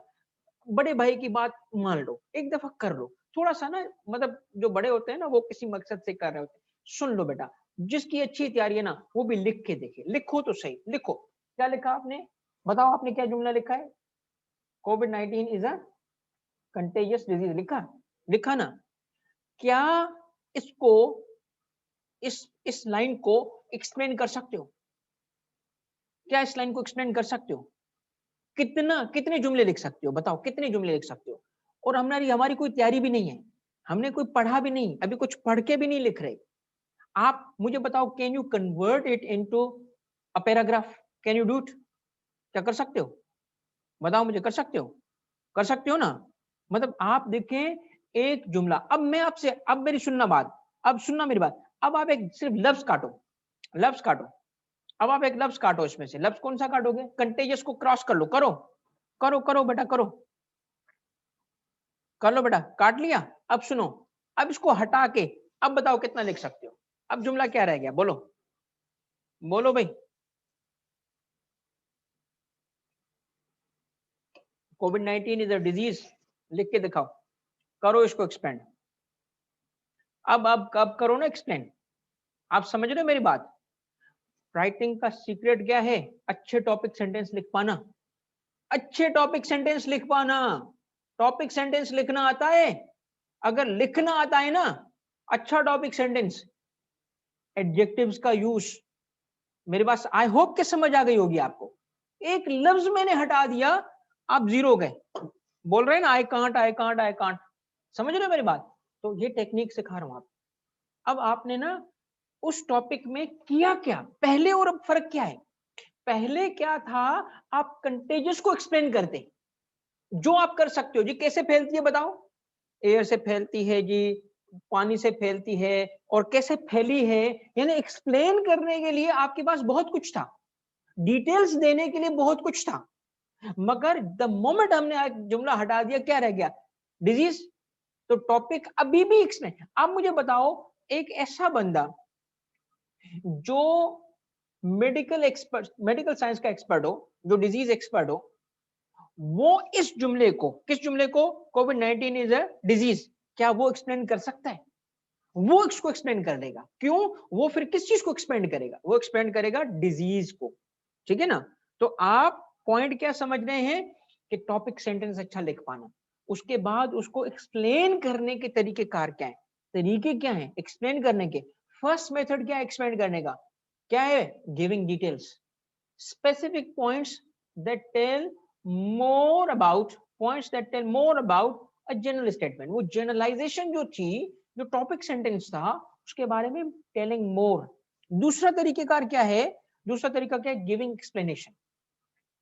अब एक्सप्लेनेशन क्या है? एक्सप्लेनेशन टेल्स कि वो मीनिंग बता रही होती है, how the process works, how the process. जैसे राइट नाउ मैं जो आपको सारी डिटेल्स दे रहा हूँ, किस चीज की दे रहा हूँ?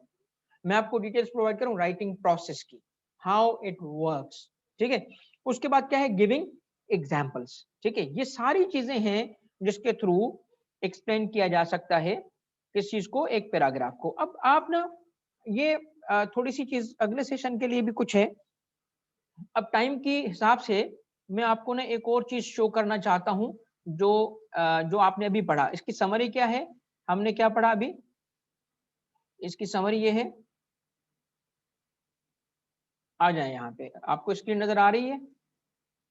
दूसरी प्रेजेंटेशन आ गई, राइटिंग सेशन वाली आ गई प्रेजेंटेशन। ठीक है, ओके।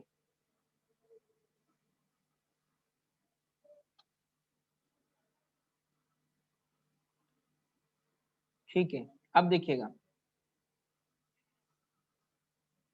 अच्छा, अब देखिए हमने जो कुछ पढ़ा है ना अब तक, मैं अब आपको एक्सप्लेन करने जा रहा हूं उसके बारे में कुछ फर्दर चीजें। एक पैराग्राफ के कितने पार्ट्स थे? तीन। तीन पार्ट्स थे ना? मेरे साथ रिपीट करो, तीन पार्ट्स थे ना। पार्ट वन क्या था उसका? Topic sentence. पार्ट टू क्या है उसका? बताएं, पार्ट टू क्या है उसका? सेकंड क्या है? सेकंड पार्ट क्या है उसका? Supporting sentences. पार्ट थ्री का होना लाजमी नहीं है हमेशा, वो है कंक्लूडिंग सेंटेंस। मैंने पिछले सेशन में जो नहीं थे उनके लिए रिपीट कर रहा हूं। मैंने दो और चीजें आपको पढ़ाई थी। वो दो चीजें क्या थी पैराग्राफ के बारे में? पहली थी कि पैराग्राफ मस्ट बी यूनिफाइड, उसमें क्या होनी चाहिए? यूनिटी। और यूनिटी किसको कहते हैं? यूनिटी कहते हैं कि सारे पैराग्राफ जो होंगे, ये सारे जो आइडियाज पैराग्राफ के अंदर होंगे, वो सब कनेक्टेड होंगे with the topic sentence.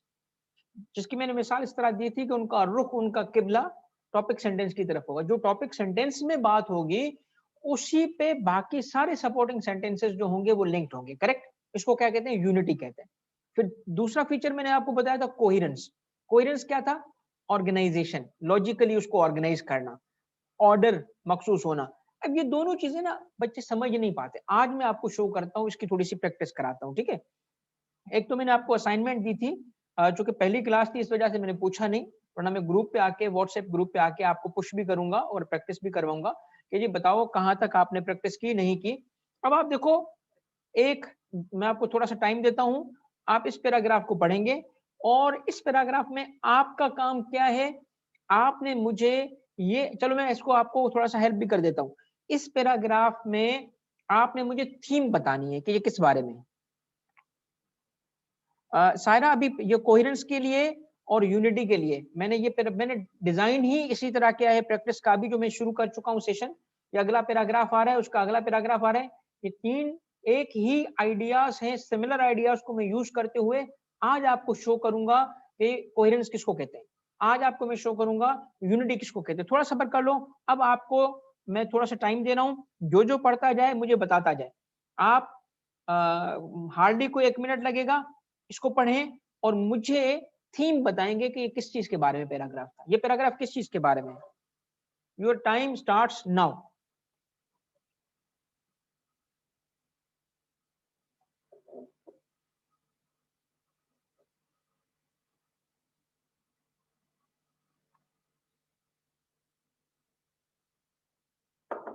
Display नहीं है?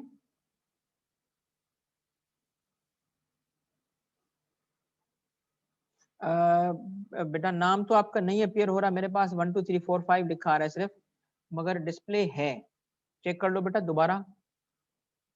सबको नजर आ रहा है ना, पैराग्राफ 1 नजर आ रहा है सबको? ठीक है। अब आपने ना मुझे बताना है कि ये किस बारे में, और ये एक बात याद रखना, सारे बच्चे 1 सेकंड रोके, रीडिंग रोक लें, 1 सेकंड सुन लें।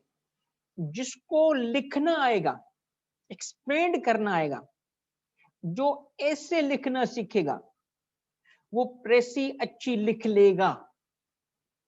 पूछो क्यों? क्योंकि ऐसे लिखने में आप एक्सपेंड करना सीखते हो आइडिया को। जब आपको पता होगा कि स्ट्रक्चर बनाते कैसे हैं, तो उसको नेरो करके तोड़ना आसान हो जाता है।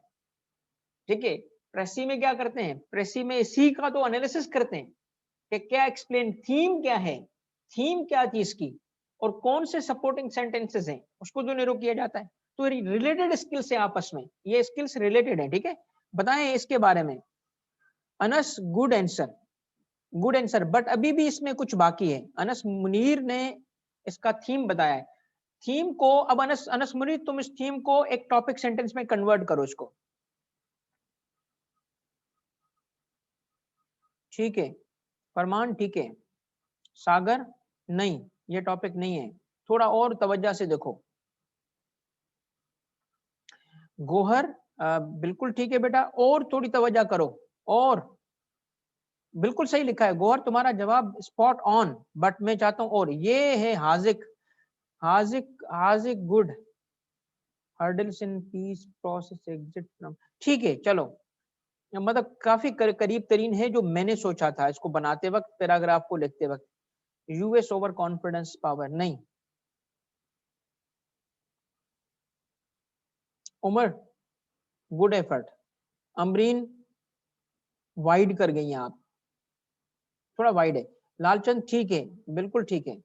यूएस एंड तालिबान डायलॉग, जिसने लिखा है ना, यूएस तालिबान डायलॉग, थीम यही है, थीम यही है। अब देखें, जब हम कहते हैं Afghan peace effort, Afghan peace process, तो वो तो वाइडर है ना पीस एफर्ट। यहाँ उसके किस एंगल पे बात हो रही है? अब आप इस पूरे पैराग्राफ को देखें, तो इस पैराग्राफ के अंदर आपको किस चीज पे बात होती हुई नजर आ रही है, मतलब किस चीज पे बात हो रही है? जब आप इसको एनालाइज करो, तो मैं थोड़ा सा मिलके आपसे एनालाइज करता हूं, ठीक है। After US invasion in 2001, Taliban agreed to lay down their arms in exchange for amnesty. US declined offer, vowing to destroy regime. Taliban regime यानी further attempts at dialogue, यहाँ क्लू था। पहले जुमले में क्या था कि तालिबान ने ऑफर किया कि हम आर्म्स ले डाउन करेंगे, एमनेस्टी दो, यानी किस चीज की बात, टॉक्स, टॉक्स, डायलॉग। पहले जुमले में भी डायलॉग है, इन्फर हो रहा है, स्टेटेड नहीं है। तो आप जब पहला जुमला पढ़ के सुन लो, पहला जुमला पढ़ के जब प्रेसी की नतीजा निकालते हो ना कि ये इस टॉपिक पे होगा, सबसे बड़ी गलती करते हो। कभी भी इस तरह नहीं करना कि पहला जुमला पढ़ा और कहा जी ये नहीं, मिसलीडिंग हो सकता है। मगर आपने फर्दर अटेम्प्ट किस चीज पे, यही इसका टॉपिक मौजूद है। Further attempt at what, dialogue were made. तो पहले भी इसका मतलब किस चीज पे, तो पहले भी तालिबान ने ऑफर किया ना डायलॉग, इंडिकेशन है कि नहीं है इसमें, समझ रहे हो, समझ रहे हो? चलो आगे। But further attempts at dialogue were also made in 2004 and again in 2011. But an attempt at dialogue with US from Doha was scuttled with when they declared it as unofficial embassy. ठीक है, okay आगे जाए। Next जुमला क्या था, last one, it collapsed after news broke. मतलब देखें, पूरे जो आइडियाज हैं उनका ताल्लुक किस चीज से, डायलॉग से, टॉक्स, यूएस तालिबान डायलॉग से इसका ताल्लुक है। अब क्या डायलॉग की सक्सेस से इसका ताल्लुक है कि सक्सेसफुल हुए?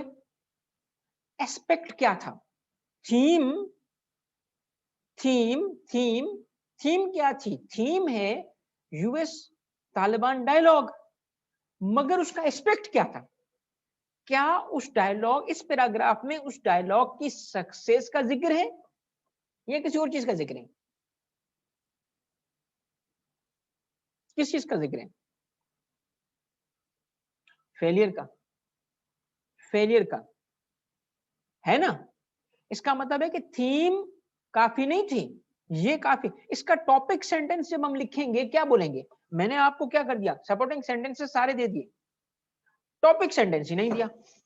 अब लिख के दिखाओ ना इसका टॉपिक सेंटेंस, लिखो लिखो, थोड़ा सा मैंने आपको गाइड कर दिया क्या होना चाहिए इसका टॉपिक सेंटेंस।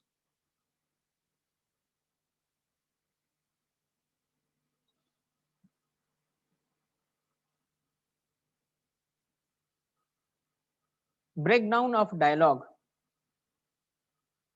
ठीक है, ब्रेक डाउन ऑफ सिर्फ डायलॉग किसका? पाकिस्तान इंडिया का। ऐसा पाकिस्तान इंडिया की बात हो रही, किसका डायलॉग? फलस्तीन का। Unsuccessful US Taliban talks.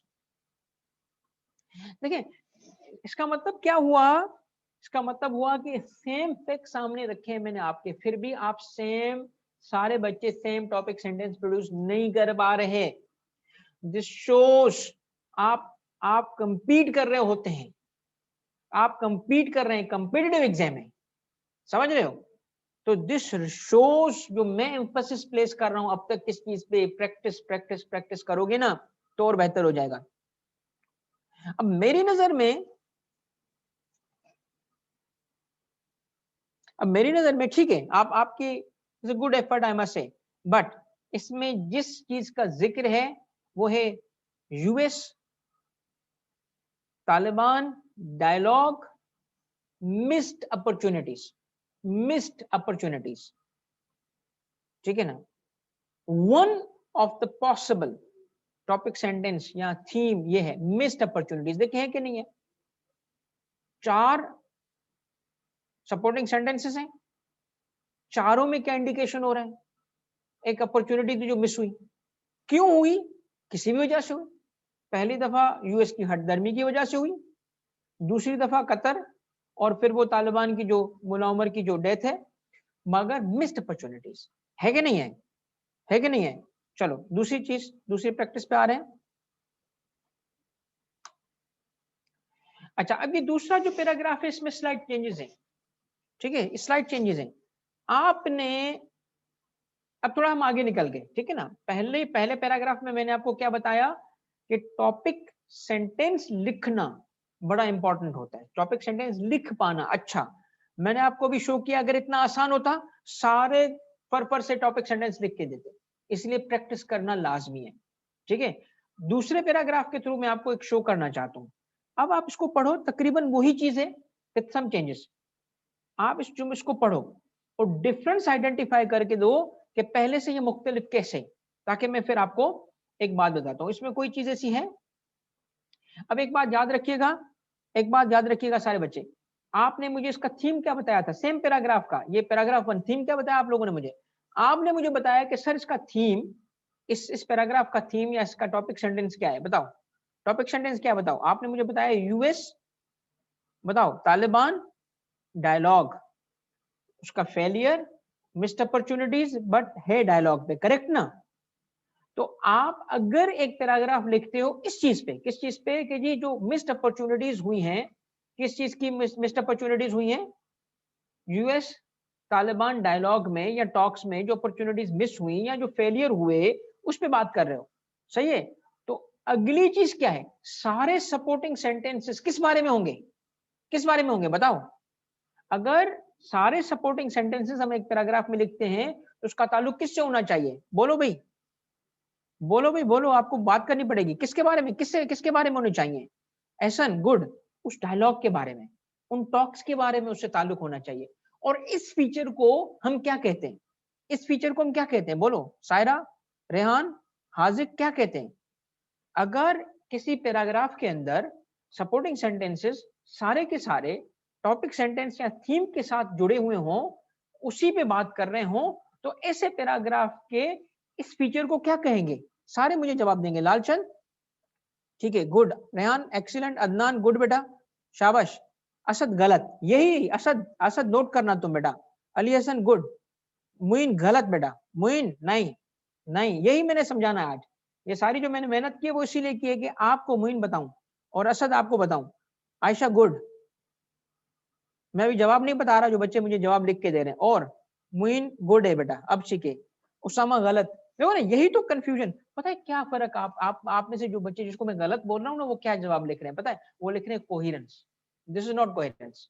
मैं आपको आज साबित करूंगा, पहली दफा शायद आपको रियलाइजेशन होगी यूनिटी किसको कहते हैं, कोहेरेंस किसको कहते हैं।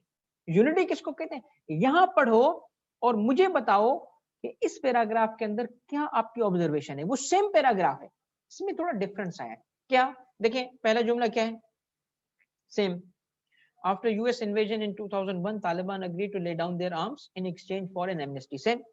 उसके बाद सेकंड क्या है, US declined offer, vowing to destroy regime. Same.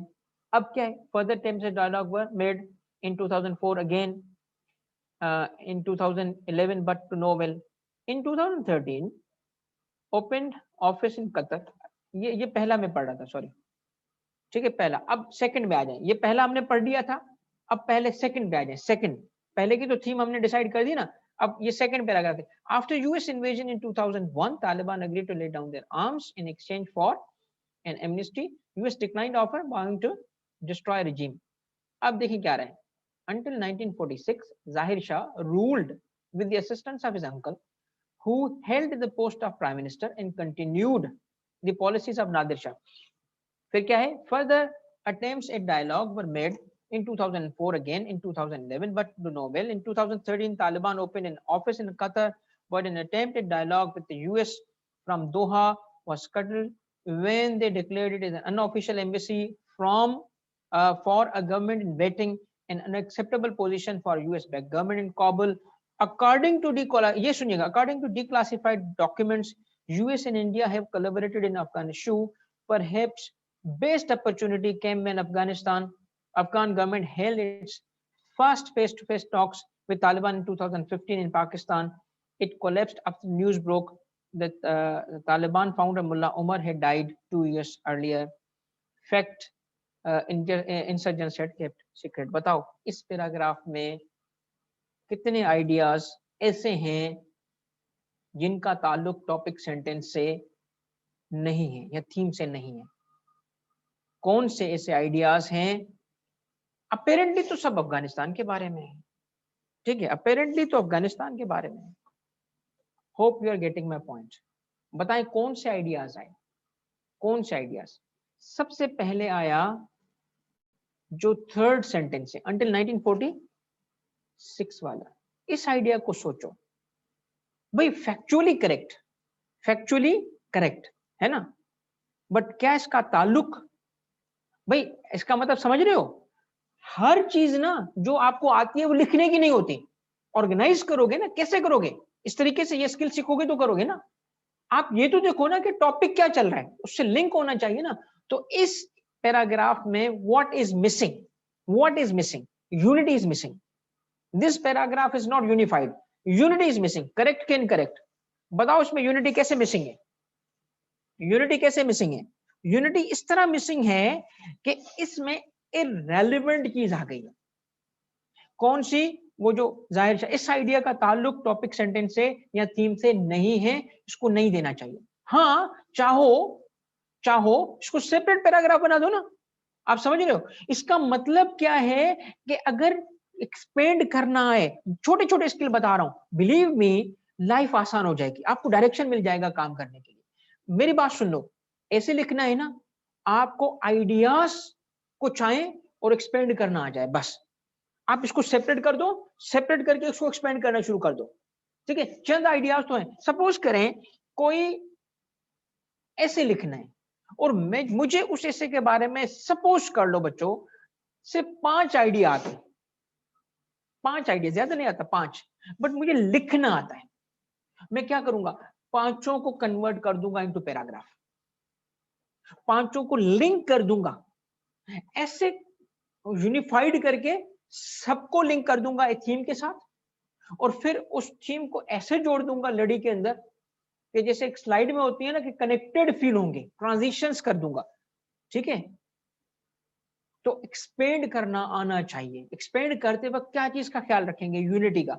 आप इस पैराग्राफ में यूनिटी देख चुके हैं कि इज मिसिंग। आखिरी पैराग्राफ देखें आज, टाइम एंड होने वाला है सेशन का, मगर इसको मैं कंप्लीट करूंगा, ठीक है।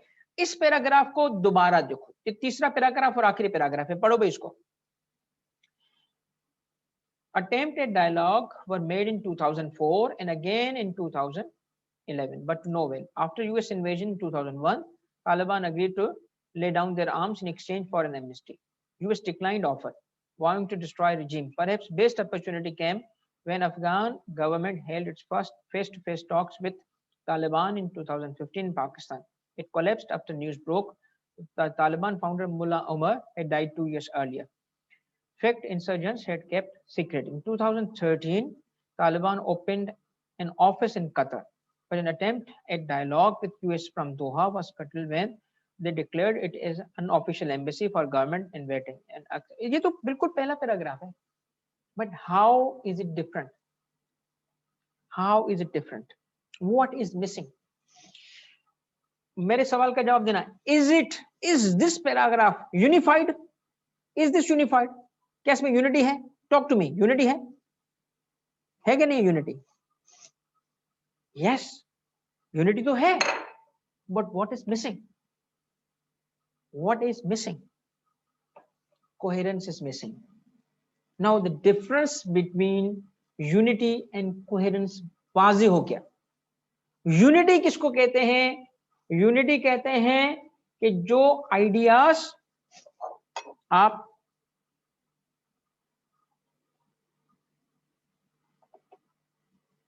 यूनिटी कहते हैं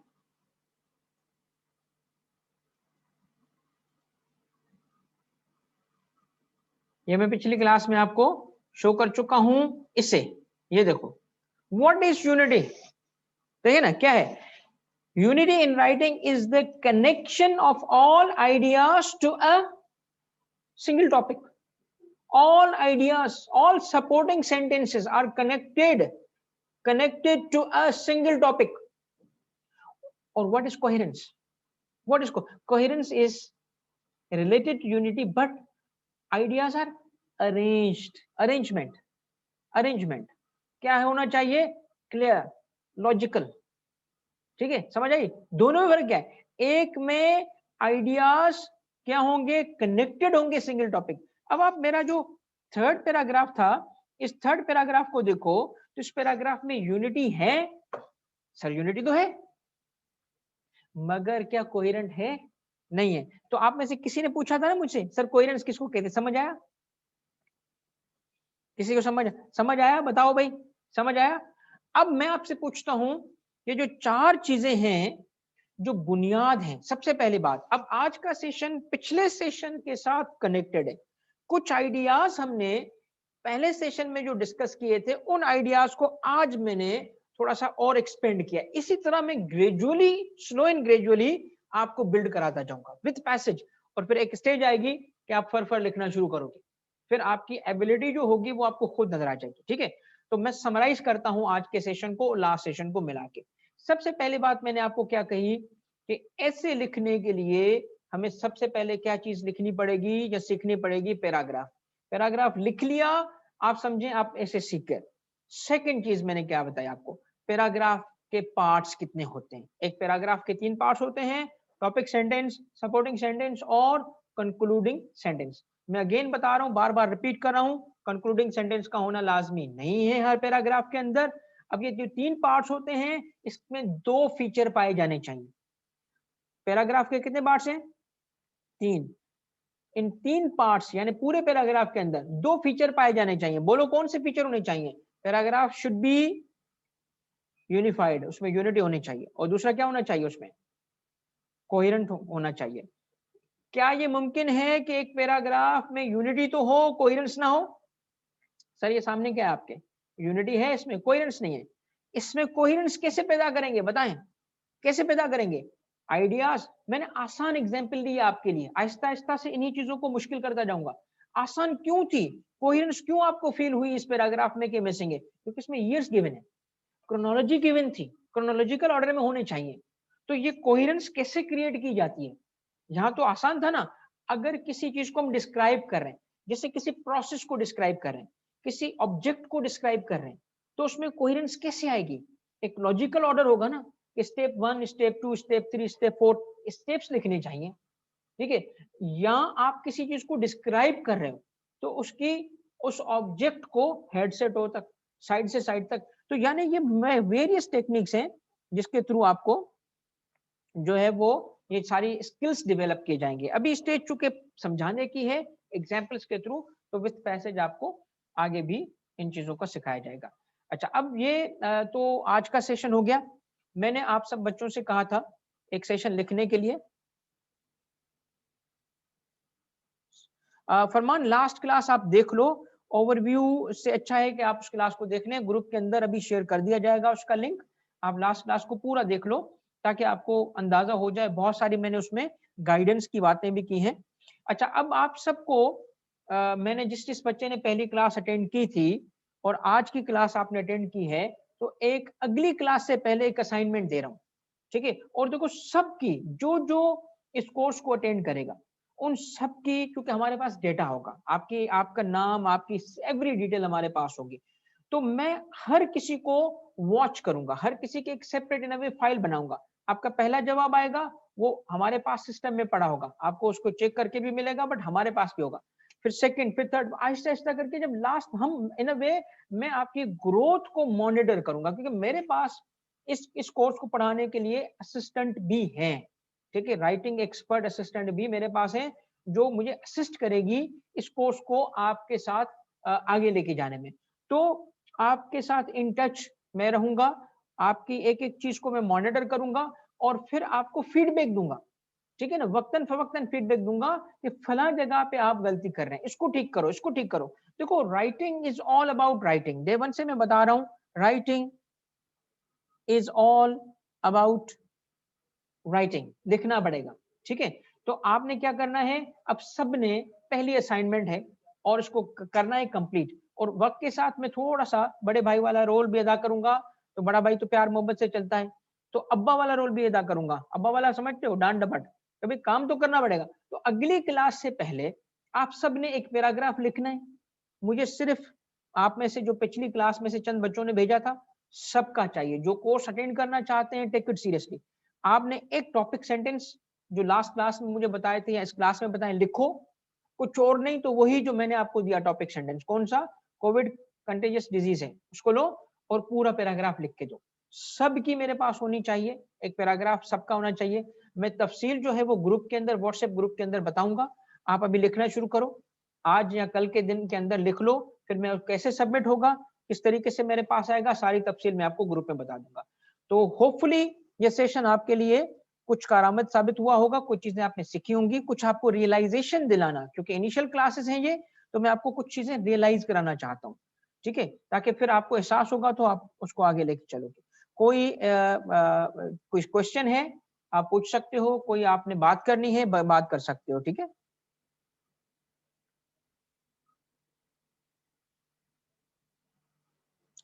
मुनीब, इस पे मैं अभी, चूंकि हमने ऑप्शनल पेपर स्टार्ट करने हैं, अभी हम कंपलसरी से स्टार्ट कर रहे हैं, तो मैं आपको एक हफ्ते के अंदर ना एक अलग से सेशन के थ्रू गाइड कर दूंगा। आप में से जिस जिसके सवालात का ताल्लुक ऑप्शनल पेपर से है कि कैसे सिलेक्ट करने चाहिए, तो उसकी गाइडेंस का एक सेशन होगा, जो कि मैं और कुछ और हमारे जो सीएसएस ऑफिसर्स हैं, जो फैकल्टी मेंबर है, जिन्होंने खुद डिसीजन किए, कैसे किए, तो उसका एक पैनल की तरह डिस्कशन होगा। उसमें आप सवाल पूछ लीजिएगा, उस वक्त हम आपको गाइड कर देंगे, ठीक है? क्योंकि ये जो एकेडमी है, इस एकेडमी में एक एक एक बेहतरीन टीम है, सीनियर और जिन्होंने रिसेंटली पास किया, तो आपको एक बहुत ही बेहतरीन एक्सपीरियंस मिलेगा और वो शेयर करेंगे आपके साथ, ठीक है? अरीबा, आपका सवाल बेटा क्या था? आप दोबारा पूछें। रिकमेंडेड बुक्स शेयर कर दें। Rehan, recommended books soft copy में बात कर रहे हो बेटा, कैसे बात कर रहे हो? फरमान ने पूछा है, सर आप बेसिक इंग्लिश ग्रामर की क्लासेस, सर एल्विन जो है आपको कंपोजिशन और ग्रामर पढ़ा रहे हैं, वो आपको बेसिक इंग्लिश कोर्स भी करवा देंगे बेटा, अगर जरूरत है तो। देखिए लालचंद, जो ऐसे है उसमें मेनली जैसे अगर पहले क्लास को भी सुनोगे ना, तो उसमें आपको 3 चीज़ों पे काम करना पड़ता है। एक भी चीज़ रह जाती है तो आपके मार्क्स ऑब्वियसली देखिए एग्ज़ामिनर जब चेक करेगा किसी क्राइटेरिया पे चेक करेगा ना ऐसे, वो आपके मार्क्स डिवाइड करता है। अंग्रेज़ी पे, कंपोज़िशन पे, कंटेंट पे। आपकी अंग्रेज़ी अच्छी है, आपने वहाँ के मार्क्स ले लिए। कंपोज़िशन अच्छी है, वहाँ कंटेंट नहीं है तो, ठीक है? आपने थीम ही नहीं समझा तो फिर कुछ ऐसे भी होते हैं जिसको कुल कहे ना कि वो जो लैंड माइन्स होती है, तबाही, लैंड माइन, टॉपिक ही ना समझना, कितनी अच्छी अंग्रेज़ी लिख लो, टॉपिक नहीं समझा तो क्या मिलेगा? डबल ज़ीरो, समझ रहे? तो आप ये देखिए बात ये है कि अच्छे मार्क्स स्कोर नहीं होते इस पेपर में क्योंकि लिखने वाले बुज़दिल हैं, डरपोक हैं। जो इस थीम की सबसे बड़ी रिक्वायरमेंट है, वो है आपका अपना ओपिनियन। वो किधर है? वो कोई देता ही नहीं है। सिर्फ डेटा ही लिख के आना है तो how is essay different from other papers? आपका करंट अफेयर्स का पेपर और ऐसे का पेपर डिफरेंट कैसे है बताओ भई? आपने अगर थीम एक लेना है, ऐसे को समझो तो सही, ऐसे को समझ के तो लिखो। एक टॉपिक पे, एक थीम पे व्हाट यू थिंक उसको अच्छे तरीके से लिखना। आपका अपना पर्सनल टच होना, ये है ऐसे। सारी कुछ सिर्फ लिखने को थोड़ी कहते हैं बेटा। मैं तो बेसिक लेवल पे भी पढ़ा रहा हूँ ना, इसलिए मैं राइटिंग की बात कर रहा हूँ। आहिस्ता-आहिस्ता से चीज़ों को मैं आपको लेके जाऊँगा उस लेवल पे, फिर आप कंपेयर करना बेटा।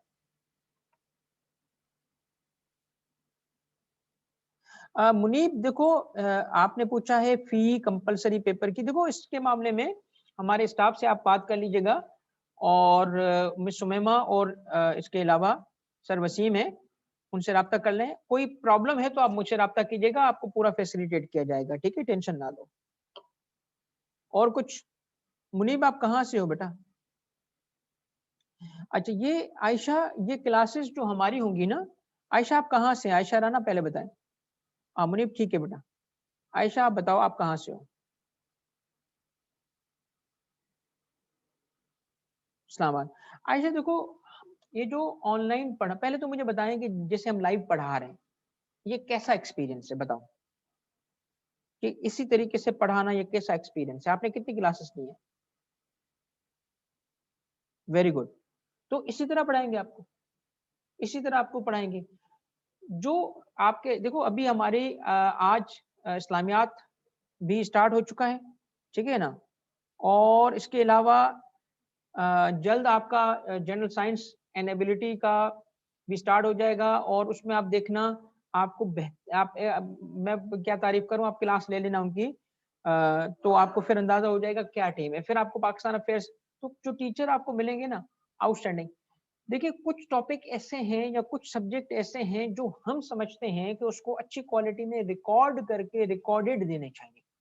मगर कुछ सब्जेक्ट्स ऐसे हैं जो हम समझते हैं लाइव पढ़ाने चाहिए ताकि इंटरेक्शन हो। अब आप मुझे बताओ राइटिंग को मैं रिकॉर्डिंग में पढ़ाऊँ या लाइव पढ़ाऊँ? मुझे बताओ ना, क्या पढ़ाऊँ? लाइव पढ़ाऊँगा ना ताकि आपको तो वॉच करूँ ना, देखूँ तो सही, समझ रहे हो?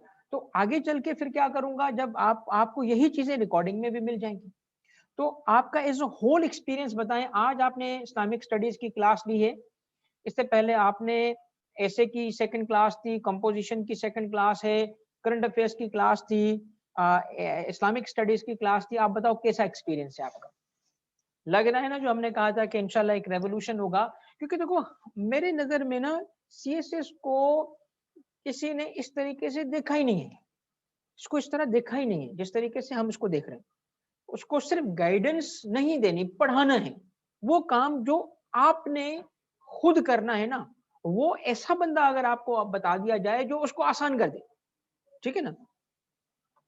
अच्छा, आयशा टाइमिंग्स वर्किंग पीपल देखिए आराम से मैनेज इसलिए हो जाएगा आयशा, वर्किंग के लिए आसान तरीका ये है कि यही सेशंस हमारा जो पोर्टल होगा, जो अभी आपको हमने चूँकि अभी तो हम कर रहे हैं कवर जनरल ताकि लोग देख सकें कि हम क्या पढ़ा रहे हैं। मगर जैसे ही आपका विदिन अ वीक जब पोर्टल आपको दे दिया जाएगा, तो आपका अपना पासवर्ड होगा, आप जाएँ वहाँ पे उस लेक्चर को जब चाहें देखें। तो जो वर्किंग एस्पायरेंट्स होंगे या वर्किंग स्टूडेंट्स होंगे, उनके लिए लाइव क्लास की कंपल्शन हम हटा देंगे। जो वर्किंग नहीं होंगे, उनको लाइव क्लास लेनी चाहिए, उनके लिए कंपल्शन होगी। Sir I am so much worried about assessments. जवाब क्यों? असेसमेंट का क्या मतलब है?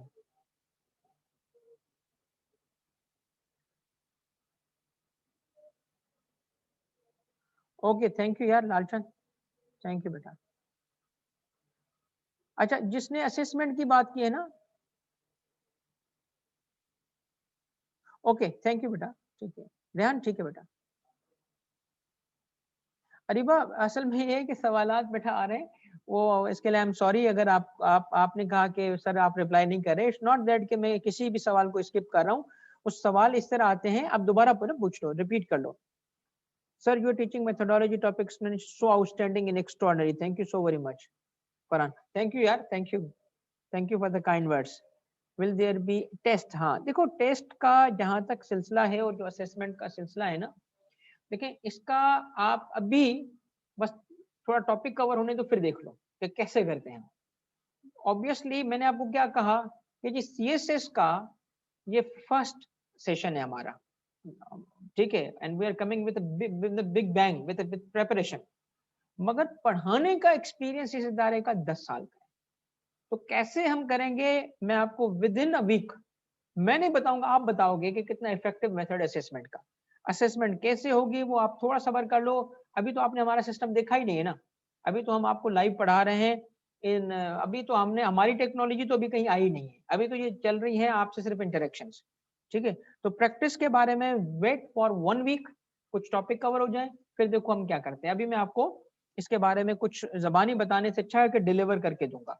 हमारा जो ऑनलाइन सिस्टम है उसमें आप देखें कि कैसे आपको टेस्ट किया जाता है। 2 तरीके से किया जाएगा, एमसीक्यू के थ्रू वो सिस्टम करेगा, एमसीक्यू भी तो आते हैं ना पेपर में, तो वहां से वो सिस्टम आपको करेगा, आपको बहुत ज्यादा हेल्प मिलेगी वहां से। और दूसरा जो राइटिंग का होगा वो आप अपलोड कर पाओगे तो आपको कैसे, देखो इस हद तक आपको हेल्प मिलेगी। अभी आप जो फर्स्ट असाइनमेंट, आप अपनी फर्स्ट असाइनमेंट मेरी एक पैराग्राफ लिखने की कंप्लीट करो, मैं आपको पूरा का पूरा प्रोसेस के थ्रू रन थ्रू कर दूंगा।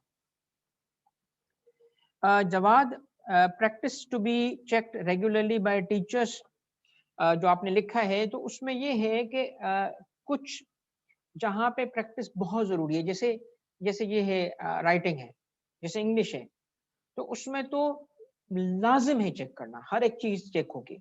कुछ पेपर ऐसे होंगे कि जिसमें क्विजेस होंगी, ठीक है, क्विजेस और जो असाइनमेंट्स होंगी उसको चेक किया जाएगा। रेगुलरिटी का फर्क हो सकता है, किसी सब्जेक्ट के अंदर हर वीक होगा, किसी सब्जेक्ट के अंदर हर 15 डेज होगा, और अगर कोई ऐसा ऑप्शनल सब्जेक्ट है तो हो सकता है एवरी मंथ हो। बट ये फीचर लाजमी है कि आप पेपर में जाने से पहले एग्जामिन हो, ताकि आपकी चीजें आपके सामने आए, आपको एहसास हो कि आप कहाँ गलती कर रहे हो।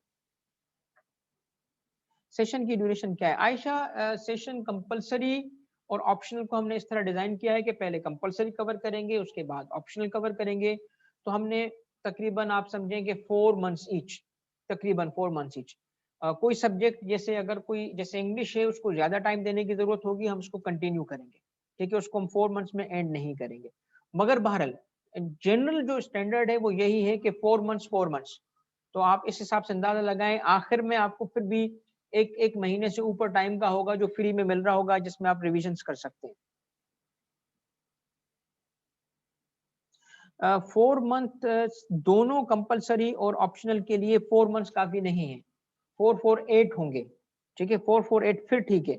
और दूसरी चीज मैं आपको सबको गाइड भी करूंगा, स्ट्रांगली भी कहूंगा कि क्लासेस के साथ अपना जो सेल्फ स्टडी का शेड्यूल है वो ऐसे मैनेज करें कि आपके रोज की बेसिस पे जो लर्निंग है वो कंटिन्यूस रहे, ठीक है।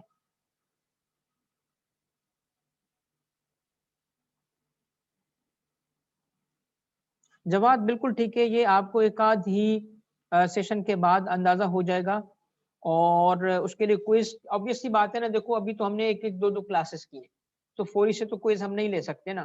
तो प्रैक्टिस सेशन के थ्रू, क्विज के थ्रू थोड़ा सा एक आध सेशन और हो जाएगा, फिर आपके क्विजेस किए जाएंगे, ठीक है। और फिर आपको भी अंदाजा हो जाएगा। सिस्टम जब हम लॉन्च करेंगे ना, जब हम आपको ई पोर्टल का अपना एलएमएस सिस्टम का एक्सेस देंगे, तो आपकी क्विजेस को आप खुद अंदाजा लगा सकेंगे कि कैसे चेक किए जा रहे हैं।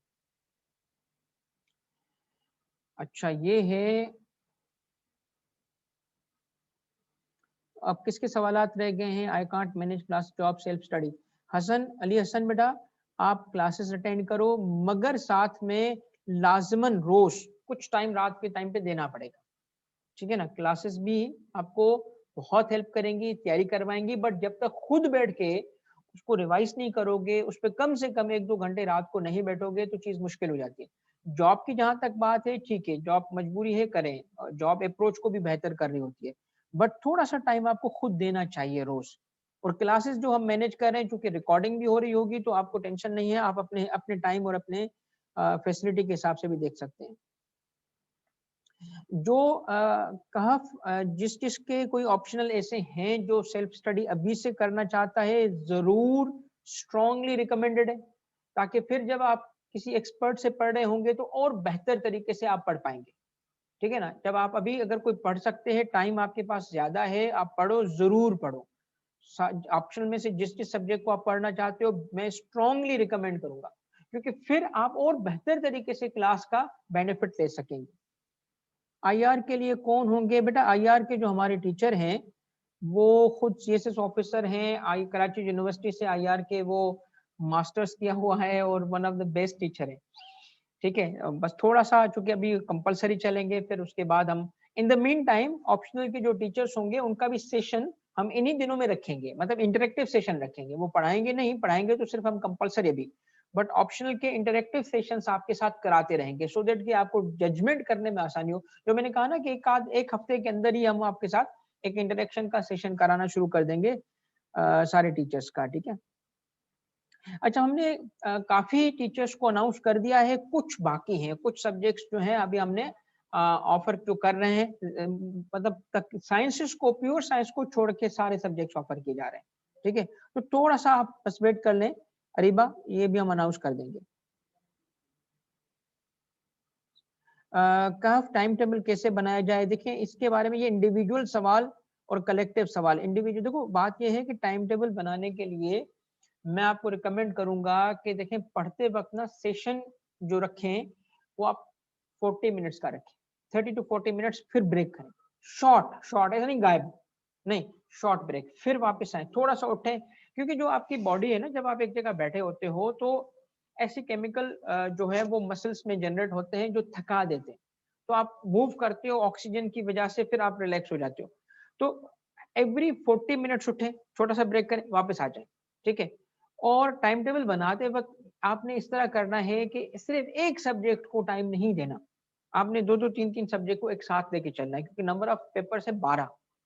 ठीक है, अब अगर आपके पास कोई टाइम टेबल से स्पेसिफिक कोई जहन में है तो मेरा नंबर आप लोगों के पास है, आप मुझे मैसेज करो, ताकि मैं भी इस पे भी, स्टडी स्किल्स पे भी एक सेशन डिजाइन करके और आपको गाइड करूंगा कि किस तरीके से मैनेज करें। ठीक,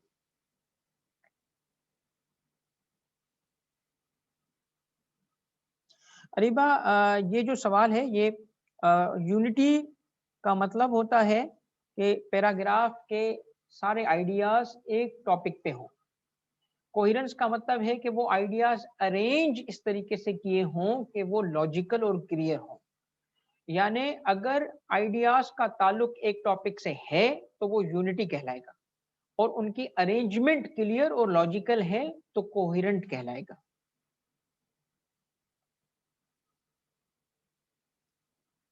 सेट है? चले भाई, डन हो गया, ऑल डन, या कोई क्वेश्चन अभी आके बाकी है? होपफुली ये आपके लिए सेशंस जो है, ठीक है, ये हम हाजिर एक सेशन जरूर, एक सेशन नहीं, मल्टीपल सेशन होंगे। देखिए मैं तो चाहता हूं कि जो, चूंकि हमारे पास ना जो सीएसएस ऑफिसर्स की टीम है वो अपने अपने आके एक्सपीरियंसेस शेयर करें। हो सकता है कि एक नहीं तो दूसरा, दूसरा नहीं तो तीसरे की चीज आपको काम आ जाए। उन्होंने कैसे मैनेज किया, ये वक्तन फवक्तन हम एवरी वीक जो वो पढ़ा रहे हैं, जो अभी हम कंपलसरी पढ़ा रहे हैं, जो ऑप्शनल पढ़ाएंगे, एक बेहतरीन टीम है। एक मतलब अल्लाह की तरफ से एक मेहरबानी है कि इन लोगों ने एग्री किया। बिजी लोग होते हैं, बट ऑब्वियसली मैंने इनको रिक्वेस्ट किया कि भाई थोड़ा सा ये एक काम है, और मैं समझता हूँ कि जो ऑनलाइन की हमने बात देखी है एजुकेशन की, तो एक रेवोल्यूशन है, और इस रेवोल्यूशन में हमें भी एक खिदमत का मौका मिल रहा है through out the country, nation wide, सारे बच्चों को जो हमने दिक्कत फेस की, अगर हम आके और वो चीज पढ़ा सकते हैं, हेल्प कर सकते हैं, तो इसमें अच्छी बात है। ठीक है, ऑल राइट, डन। चलो भाई, अरीबा आपका जो सवाल है, रीडिंग बेहतर करने के लिए कौन सी बुक? देखिए रीडिंग बेहतर करने के लिए रोज आपको बुक की बात नहीं करो, ठीक है, कि कौन सी book, it's not the book, it's the activity. Reading में क्या बेहतर करना है आपने, क्या रीडिंग में क्या लर्न, मतलब एक स्पेसिफाई करेंगे ना, क्या समझने के प्रॉब्लम्स हैं, अंग्रेजी का इशू है, आइडेंटिफाई करेंगे ना उसको कि क्या आप, हम देखना चाहते हैं कि जी रीडिंग कैसे इम्प्रूव में रीडिंग में क्या करना है, क्या वोकेबलरी का इशू आ रहा है, चीजें नहीं समझ आ रही, या कुछ और इशू है, वो स्पेसिफाई करें आप। इंग्लिश तो देखिए, इंग्लिश का तो मैंने पिछले सेशन में भी कहा था कि मैं आपको एडवाइस करूंगा कि कोई जैसे खास तौर पे मैं इकोनॉमिस्ट को रिकमेंड करता हूँ, इकोनॉमिस्ट को 5 मिनट, इकोनॉमिस्ट एक मैगजीन है, 5 मिनट रोज पढ़ो रात को, बस कुछ भी पढ़ो, इकोनॉमिस्ट खोलो मोबाइल पे, लैपटॉप पे, एक आर्टिकल डाउनलोड करो या उसको देखो, 5 मिनट बस रोज पढ़ो, खत्म। चले बाकी सारी चीजें, अरिबा ये जो वोकेबलरी है इसमें हम भी रोल प्ले करेंगे, इंप्रूव करने में इंग्लिश का जो कोर्स है वो आपको हेल्प करेगा। चलो भाई, डिक्शन कैसे इम्प्रूव होगा, इसमें ऑब्वियसली रीडिंग के थ्रू लालचंद इम्प्रूव होगा, और जो आपके टीचर हैं यानी मैं खुद और एल्विन, वो आपको इंशाल्लाह इस पे काफी कुछ सिखा देंगे, ठीक है, हम आपको रियलाइजेशन भी देंगे, मटेरियल भी देंगे, हेल्प भी करेंगे। चले भाई, all done, thank you very much, इंशाल्लाह अगली क्लास में आपसे मुलाकात होती है, अल्लाह हाफिज। हाँ भाई।